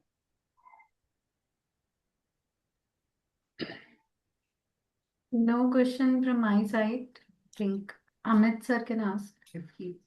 No questions. Thanks. Okay, sir. Thank you. Okay, ma'am. Thank you. So thank you for your presentation. So now we are moving forward with the next presentation, paper ID 283. Mr. Pankaj, paper ID 283.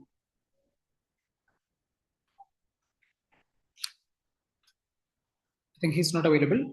So we are moving forward to the next paper ID, ID number 284. Anjali K, paper ID 284.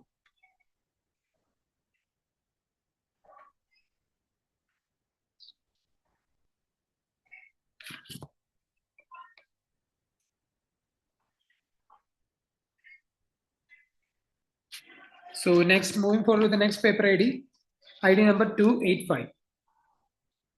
paper ID 285, Bhavana Sharma.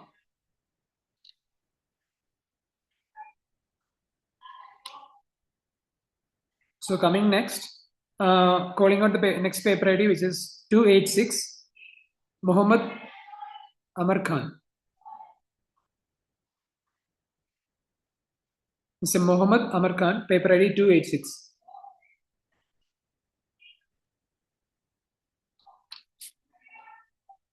Okay, next, the paper ID 120. Paper ID 120.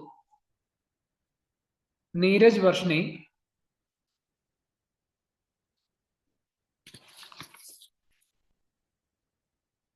Again, moving forward. Next paper ID 126.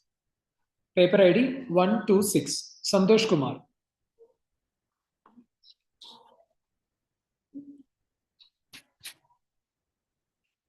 Okay, next, the paper ID 129.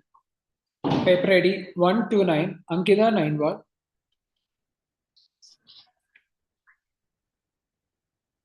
Next, again calling out paper ID 614. Manoj Gudiwaka, paper ID 614.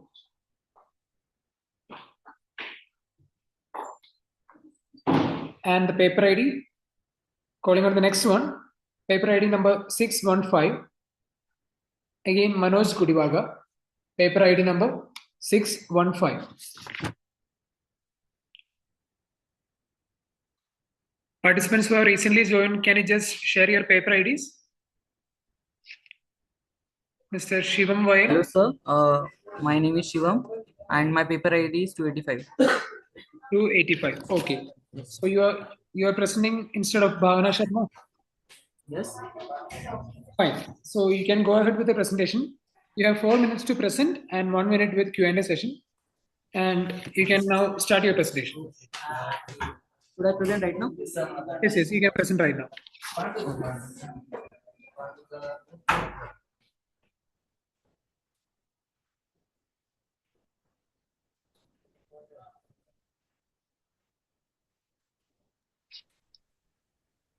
So the title of my paper is Engineering AI for Contact Analysis and Drafting Efficiency for Accuracy in Legal Workflows. So let's get into the result analysis section.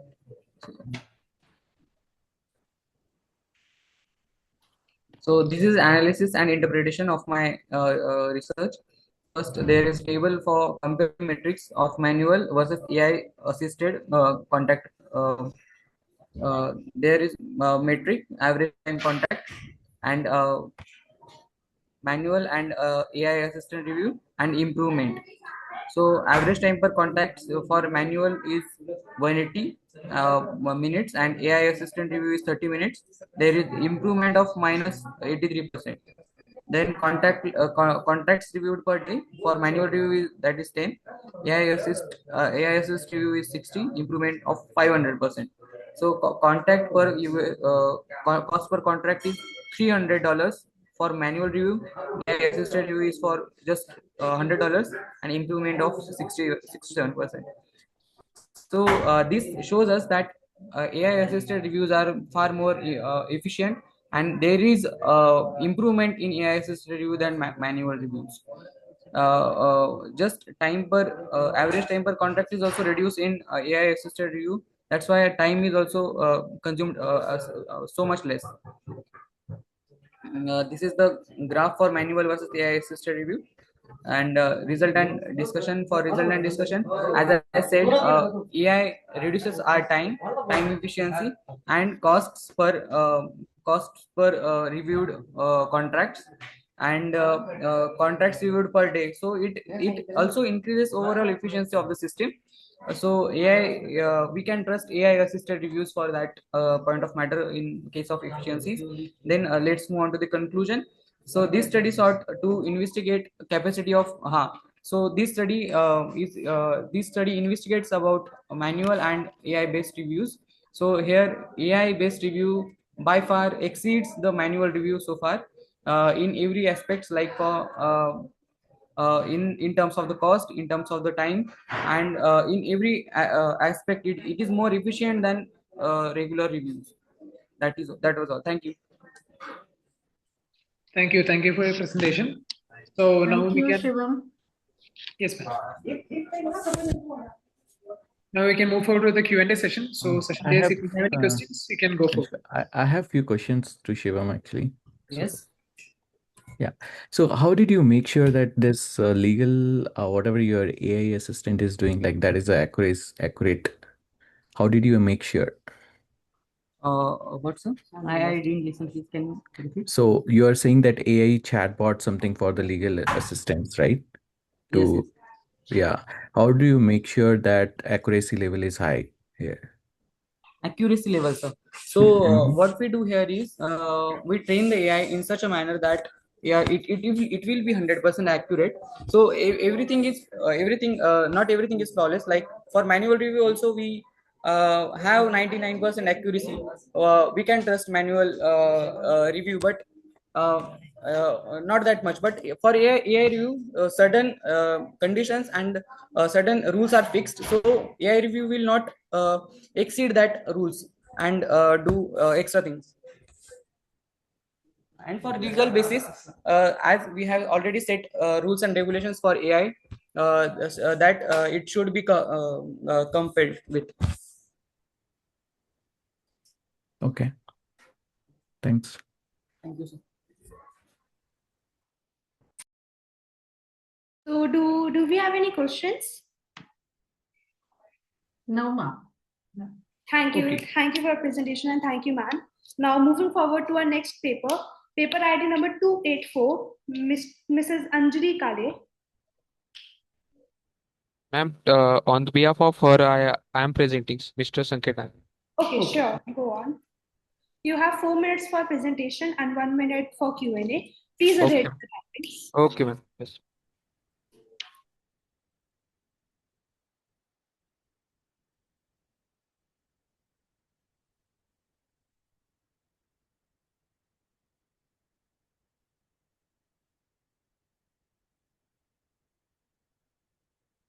So, hello everyone. My paper ID is 284. So, the title is Blockchain-based security measures for redefining financial management strategies. So, we will look after the abstract. The rapid digitalization of global finance has transformed how financial management strategies are designed, implemented, and monitored. Traditionally, financial systems face significant challenges such as data breaches, cybercrime, inefficiencies in cross-border transactions, and a lack of transparency. Blockchain technology emerged as a transformative solution, offering declaration, decentralization, immutability, and enhanced cryptographic security. By incorporating multi-layer security measures, including uh, consensus algorithms, smart contract auditing, multi-signature authentication, and zero-knowledge proofs, blockchain provides innovative mechanisms for safeguarding digital assets, streamlining payments, and ensuring uh, compliance with financial regulations. Next is introduction. The digital age has changed money worldwide. Digital technology have increasingly linked banks and other financial organizations over the last 20 years. This has led to innovative money handling, security, and processing systems. Banks, insurance firms, and other financial institutions have historically utilized centralized systems to trade. Power and order came with higher transaction fees, longer processing delays, more fraud, and less transparency. Blockchain technologies and digital platforms have transformed money management. Digital change in finance begins with internet banking, electronic payment systems, and automated trading platforms. These new technologies made it easier for hackers, cyber criminals, and big-time fraudsters to get into networks, which was bad. For the literature survey, we have take financial professionals are interested in blockchain since it can be utilized in decentralized ledgers. It clarifies and reduces dependence. Blockchain eliminates clearinghouses, making transactions fast and cheap. According to the studies, bank and other financial institutions are increasingly using blockchain for transparent tasks, including payment processing, investment monitoring, and audits. Assets tokenization from stocks to real estate has made blockchain technology more usable. Tokenization has made it feasible to buy and sell previously unmarketable assets. These new concepts have changed money management, real-time monitoring, and inclusion are crucial. In methodology section, we have research design, data collection, sampling method, research instrument, data analysis, and ethical considerations. So this is the analysis of and interpretations. So we have corporative analysis of blockchain effectiveness and adoption across financial domains. First domain is payment. It is effectiveness is 91%. Adoption level is 68% till now. Transaction speed transaction speed is 70%. Cost reduction is 50%. Transparency improvement is 85%. Regulatory uncertainty is 80%. And scalability issues and energy infrastructure limitation is 65 and 55% respectively. So this is the next domains are asset management, cross-border transactions, supply chain finance. Supply chain finance. It is we can clearly see that the blockchain is effectively change the percentage of every domain. So blockchain is very effective for banking sector and as well as digitalization, we can say. Now with the result and discussion, blockchain technology hasn't been widely used, but one piece of research suggests it may transform money management. This is due to legislative technology and infrastructural issues. Blockchain can handle payment, asset management, cross-border transaction, and supply chain financing with 85% to 91% efficiency. The graph and three tables shows this clearly. Adoption rate of 58 to 68% are surprising given the disparity between how well established technical knowledge is utilized in the actual world and how well it is applied. Blockchain technology was most effective for payment because it sped them up 70%, made transaction cheaper 50%, and made them more open to 85%. Sir, your time for presentation is over now. Can we have the Q&A session? Okay. Yes, Sanket, just one question. You have not mentioned the timing of data. Is it the data for 2025 or No, some ma'am. other year? No, ma'am. It is till 2024. The data for 2025 is we don't get that much data, so we have uh, research on the 2024 only. Okay, fine, thank you. Okay. Thank you, ma'am, and thank you for your presentation. Is there any other questions from any other session chairs? Not from me. Thanks. Thank you. Thank you, sir. Okay, thank you. Thank you for your presentation. Calling the next paper ID number 283 by Mr. Pankaj. Paper ID 283 by Mr. Pankaj. Okay, so next is paper ID 286 by Mr. Mohammad Ahmed Khan. Yes, ma'am. So can you please start with the presentation? You have 4 minutes to present and followed by 1 minute of question and answers. Your time has started. Title is AI application in healthcare, education, security, and smart cities. Abstract. Artificial intelligence has rapidly emerged a transformative force across multiple domains, including healthcare, education, security, and the development of smart cities. In healthcare, AI enhances diagnostic accuracy, support predictive analytic for patient outcomes, and streamline clinical decision making. In education, AI-powered adaptive learning platforms, virtual tutors, and data-driven performance tracking provide personalized experience for fostering improve student engagement and outcomes. Introduction: AI is one of the most disruptive technology of the 21st century. It has transformed how business and society function. AI or artificial intelligence is no longer just a dream for the future. It's helping people think of new ideas, get things done faster, and move forward. AI system can now do tasks that used to need human intelligence, such as learning from experience, reasoning, solving problems, and making choice. Literature survey: artificial intelligence driven innovation has significantly influenced medicines. Many studies have also shown that this technology might change the medical industry for the better. This technology has made a big difference in healthcare field when it comes to patients care, clinical practice, and diagnostic radiologists may now employ artificial intelligence to find fractures, malignancies, and heart problems with the same or better accuracy as a human physician's methodology.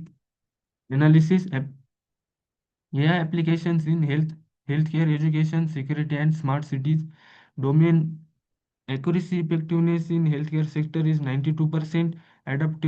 Adoption level 70%. Efficiency improvement 40%. Cost reduction 25%. User satisfaction 80%. Data privacy concern 85%. Algorithms 60%, and infrastructure limitation 50%. Education sector 88% accuracy, 65% adaptation, 35% efficiency, 20% cost reduction, 78% user satisfaction, and 70% data privacy, 55% algorithm and infrastructure, 45% security domain accuracy effectiveness 85%, adoption level 60%, efficiency 30%, cost reduction 80%, user satisfaction 70%, data privacy concern 90%, algorithm 65%, and infrastructure limitation 55%. The smart cities 90%, accuracy, adoption level 68%, efficiency 45, cost reduction 28, user satisfaction 82%, data privacy 88%, algorithm 50%, and infrastructure limitation 60%. Result and discussion. The findings indicate that AI is significantly improving its technical accuracy across several sectors, but the pace at which people are embracing it is very slowly growing because people are still worried about ethics, infrastructure, and governance. AI is already superior to traditional approaches in the areas of diagnostics and predictive analytics. This is what makes the healthcare business is greatest in the world. Conclusion. This research look at the pros and cons of employing AI in healthcare, education, security, and smart cities. The findings suggest that artificial intelligence works quite well, especially in smart cities, 90%, and healthcare sector is 92%. Thank Thank you. you, Dheeraj. So your time is up, and we can now move forward to the Q&A session. So session Ts, if you have any questions, we can move forward with that. Hey, Dheeraj, in introduction slide, you have mentioned about learn from experience. What that mean?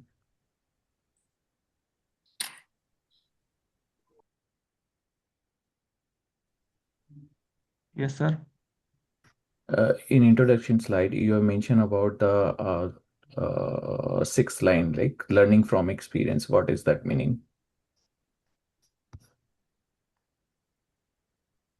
Sixth line from the top.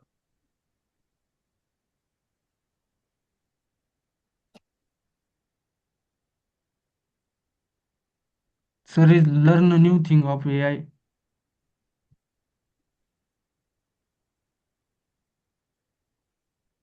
And you Learning mentioned new about things this of AI. percentage and all. So what is the source for those percentage calculation?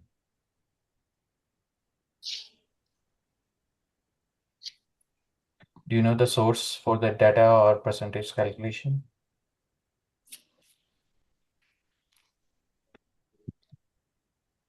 So my point is, like, this slide is having lots of numbers, right? What is the source for those numbers?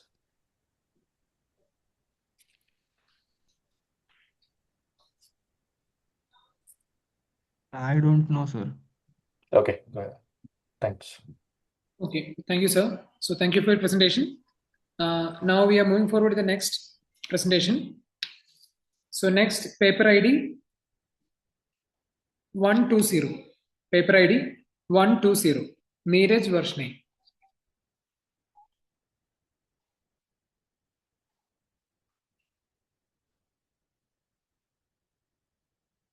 Okay, so next we are moving forward with the paper ID 126. Santosh Kumar. 126. Santosh Kumar.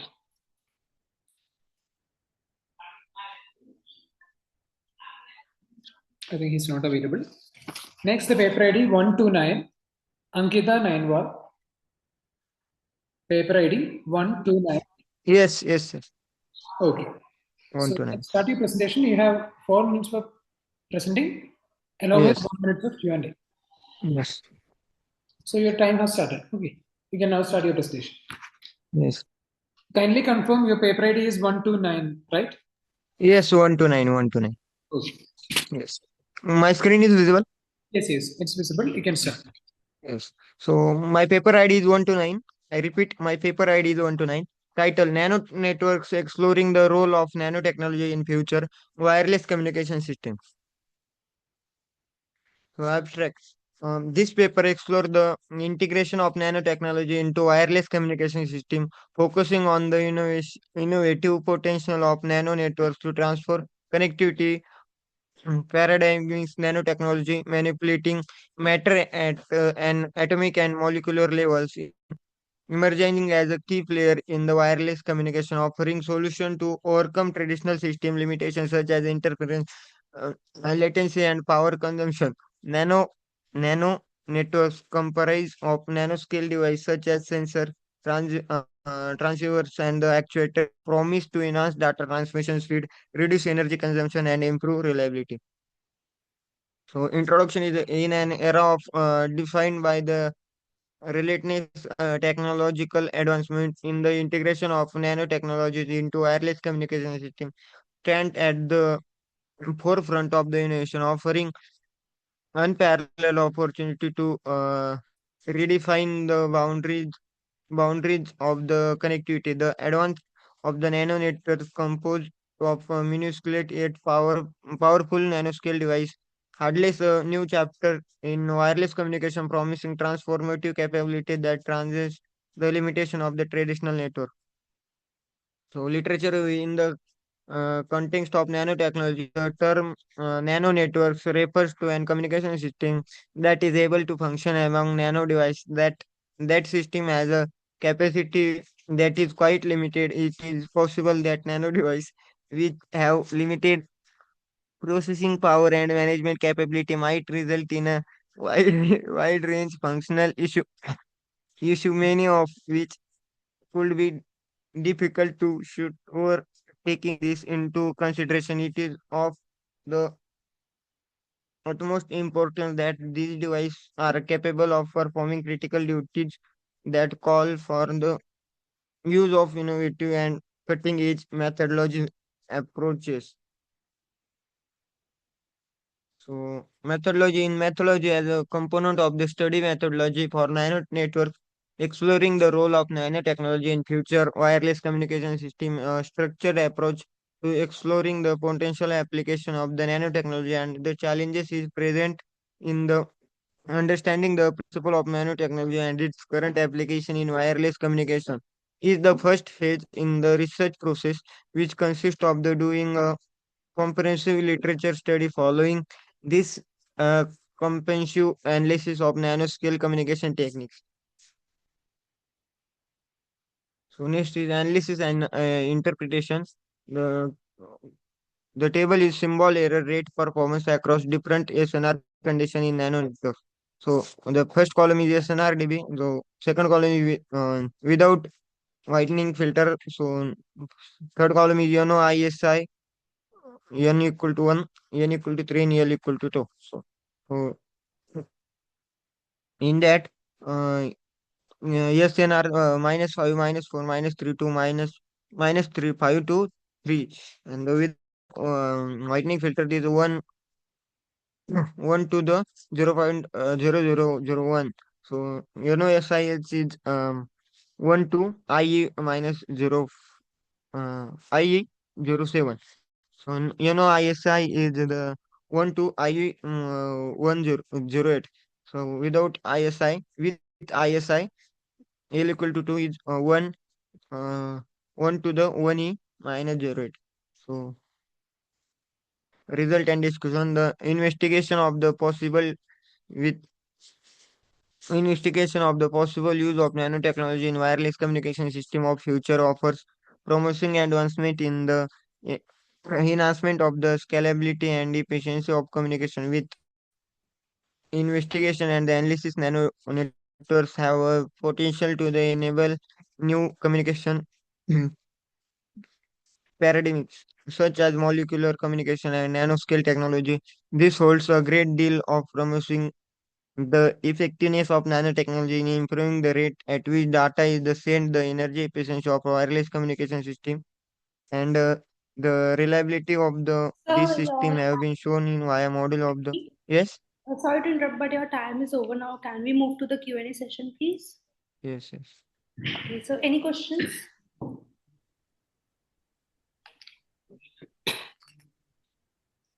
No Uh, question from my side, Anushka. Okay. I have one question.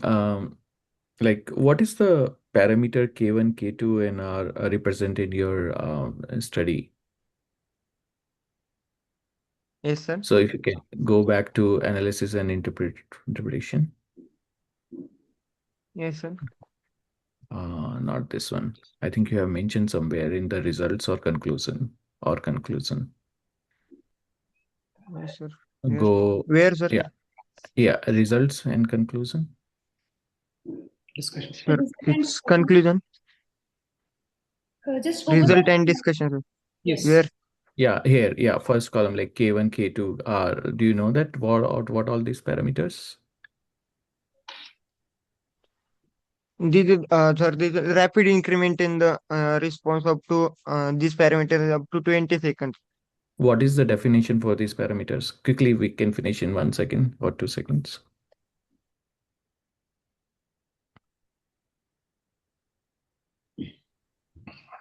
Sir, sorry, sir, but don't Okay, know. yeah, sure. Okay, so thank you, sir, and thank you for presentation. Now, Thank you, ma'am. moving forward to next paper presenters. Paper ID 614, Mr. Manoj Gudivaka. Hi. So I'm presenting two papers today. Sorry, Can you which just one? confirm your paper ID 614 and 615? Yes. Okay, Okay, sure. fine. Go on. So now we are presenting 614, right? Yes. 614. Yeah. For each, Advanced analytical techniques for deep ice Chernikov detector data. Yeah, that is 615. Okay, fine. Go ahead with that. Okay, I'm sharing my screen. okay, so for each paper, you have 3 minutes to present and 1 minute for Q&A. Yes, ma'am. So yeah, let me know if you are able to see my screen. Yeah, so good morning. My name is Manoj. I'm from United States. I'm working for Cognizant, so I'm going to present a paper on deep ice Chernikov detector. So this paper is about deep ice Chernikov detector study on rare interactions. So the main challenge is distinguishing rare signals from large backgrounds, and deep. It also has a deep core enhances low energy neutrino detection. So detector configuration is it is located at 1750 to 2450 meter depth within the Antarctic ice with a high efficiency DOMs with a dense spacing. It uses Cherenkov light from secondary charged particles. So we can simulate this framework by using neutrino interaction simulated using Gini technique, particle propagation via GEANT4, and photon transport through ice using GPU accelerated claim. So the background rejection is SMT3 trigger requiring 3 HLC hits. Veto region identifies cosmic muons and hit cleaning algorithms that removes noise and coincidences. So this is let's talk about the event construction. Track reconstruction using parabolic light patterns, cascade reconstructions from near point-like events, and advanced algorithms. We are using like finite, Rico, Lyra, and PEGLEG in this paper. So the next is let's talk about statistical analysis. So it has a build maximum likelihood fits, and also we found out that it has a systemic uncertainties treated as a nuisance parameters, and also it has a confidence regions constructed via Fieldman cousins. So for our research, the physical results are precision measurements are of uh, m square 32 delta, constraints on sterile neutrinos, and it has a dark matter searches using neutrino signature. So we can apply this in multiple things like atmospheric neutrino flux characterization, exotic particle searches like monopoles and nuclearides. Uh, sorry. And also it works on the frameworks called IceCube, Zen2, and improvements. So the conclusion is it has a rigorous analysis chain from simulation to physics. It has a strong background rejection and reconstruction performance, and it has a key foundation for future neutrino astrophysics. So this is for Deep Ice Chernikov. Uh, uh, yeah. So can I go with the next presentation?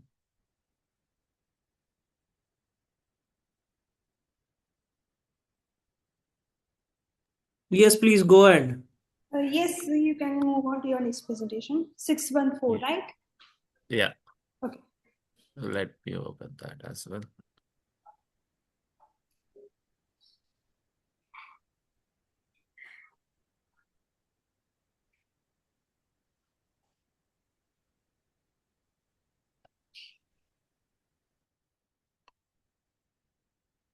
So in this paper, I'm talking about breast cancer clinical trial accrual. It's an observational cohort on integration on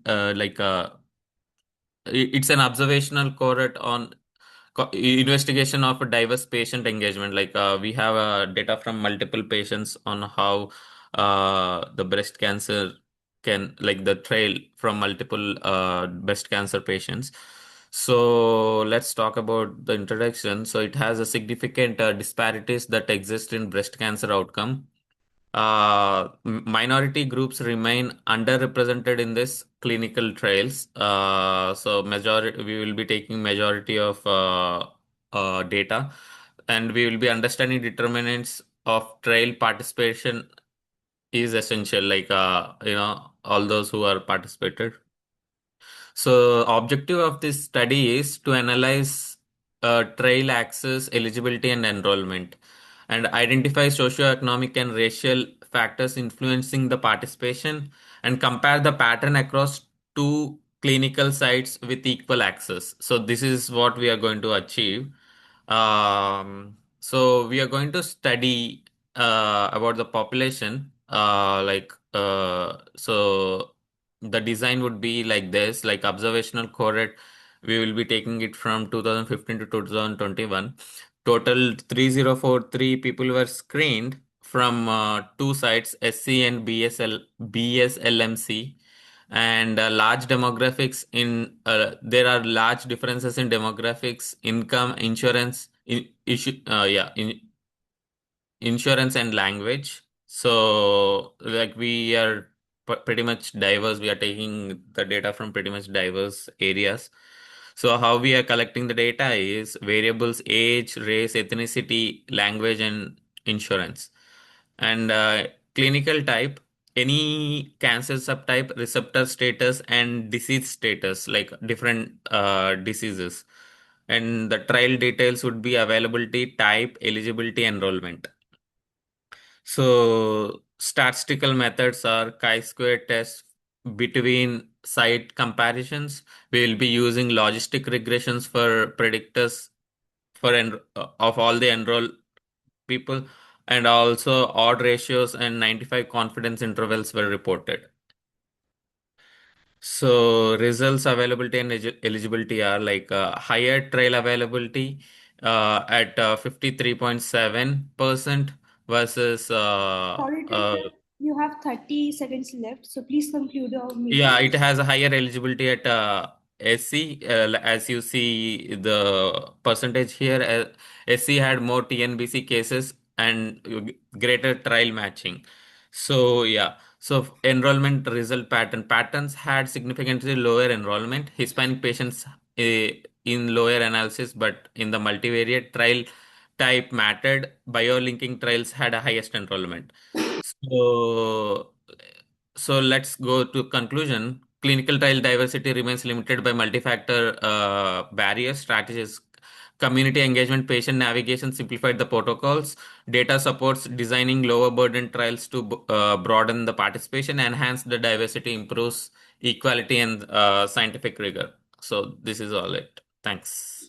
Is there Thank any? you so much for your presentation. Can we, do we have any more questions? Do we have any questions? No, Anshu. Thank you. Thank you, Okay, sir. sir. So thank you for your presentation. Thank you. Okay. So now we are moving forward to the next paper ID. Paper ID number 120, Neeraj Varshni. Paper ID 120, Mr. Neeraj Vashni. Let me share my screen. So you're presenting paper ID 120, right? Yes, right. All right. You have 3 minutes for presentation, 1 minute for question answers. So my topic is intelligent transportation system employing wireless sensor network for the smart vehicle communication. So my paper ID is 120. I repeat, my paper ID is 120.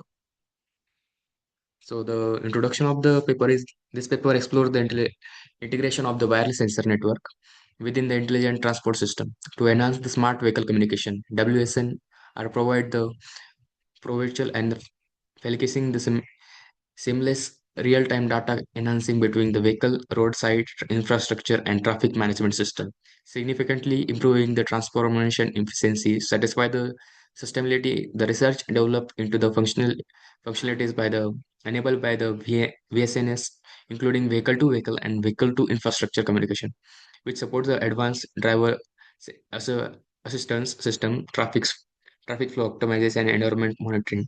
Through executive simulations and the real-world experiment, we demonstrate how WSNS contribute to reducing the traffic congestion, enhancing routing management, and improving response time in the emergency situations. So, in short, the WSM improves the safety communication and traffic efficiency, enable real-time data exchange between vehicle to the infrastructure, reduces configuration, and improve emergency response. So the introduction is intelligent transport system are resolving the transportation sector by delivering advanced technology to improve the safety, efficiency, and sustainability. One of the key component of the ITS is a smart vehicle communication, which facilities are the real-time data exchange between the vehicles and the infrastructure, and control the center of the enable proactive decision making and the enhance of the overall transport experience with the introduction of the provides and overview of the employee wireless sensor network for the smart vehicle communications in ITC highlights their role in enhancing technologies, intelligent transformation solutions for the addressing various challenges into the transformations ecosystem. So in simple ways that ITC used to advance technology to improve the road safety and the traffic flow. The WSNS helps vehicles to share data instantly and support driver assistant to the smarter transportation decision. So we'll look towards the literature survey. So the when it comes to the framework of the modern urban administration, there are a great numbers of the factors that contribute to the problem of the traffic consequences in the metropolitan areas. The increasing number of the peoples who are own car, the uses of the anti method of the traffic management that are still in use or in badly designed and built roadways, and the repair growth is a modern cities are all examples of these problems.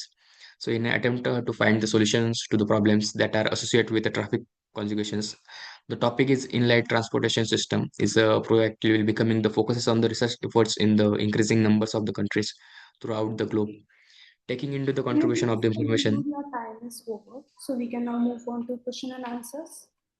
Okay. Oh, let me conclude. Just one sec.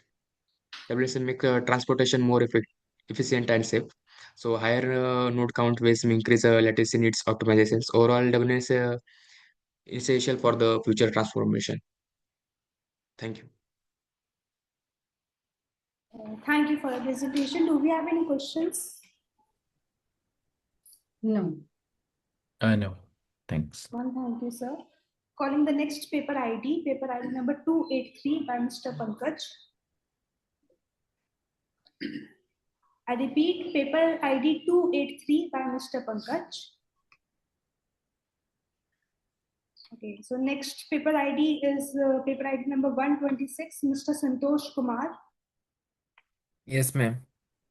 Okay, please present your paper. You have 3 minutes for presentation and 1 minute for question and answers. Yes, ma'am.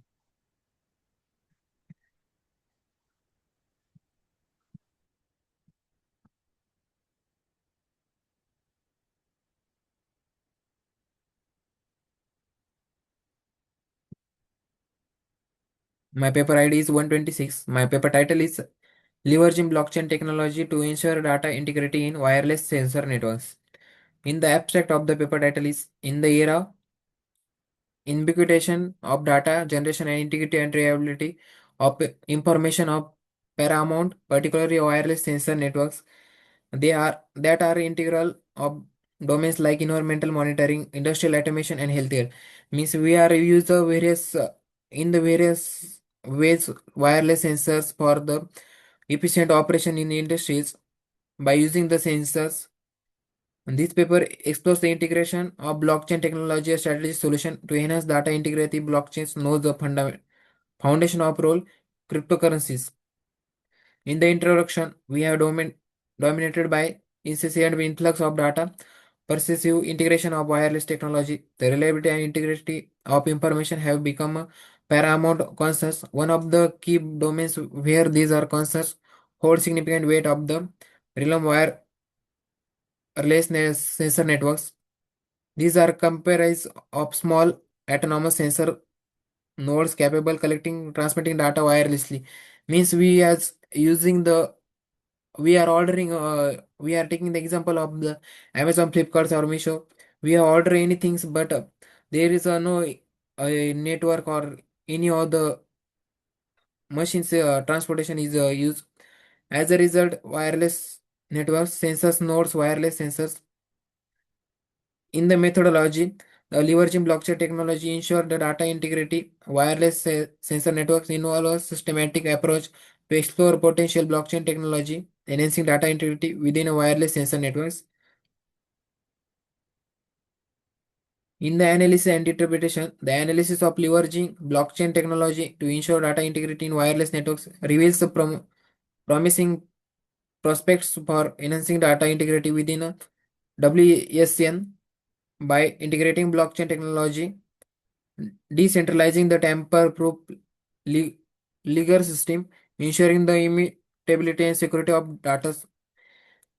By wireless interchanging the data is fully secure. In the result and discussion, we are discussing about the promising the results within the wireless sensor networks by leveraging blockchain characteristics and immutability, transparency, cryptography, security, integrity of data transmitted and stored within a WSN. In the conclusion, the blockchain technology into wireless sensor networks represent a transformative approach to securing sensor data by leveraging the inherent properties of blockchain such as immutability, transparency, and cryptographic security. This integration of facilitates the creation of decentralized and tamper-resistant ledger system, and the results of the study demonstrate the blockchain not only the enhance the data integrity but also improve the reliance of reliability wireless sensor network by making them the robust against the security. Thank you. Thank you for your presentation. Do we have any questions? Sahil, is this a review paper? You have not mentioned any data in it. Reference paper, ma'am. Reference paper only. Yes. So how many papers have you referred for it? Yes, ma'am. Just these papers which you had listed in your slide, right? Yes, ma'am. Okay, fine. Okay, do we have any more questions? Not from me. Thanks. Okay, thank you, sir. Thank you, ma'am. It is the final call for paper ID 283. Okay, so it has truly been a wonderful collaboration of research. A sincere thank you to everyone, session chairs, participants, organizers, volunteers, and technical teams for contributing to its success. We now formally conclude this meet. Have a great day ahead.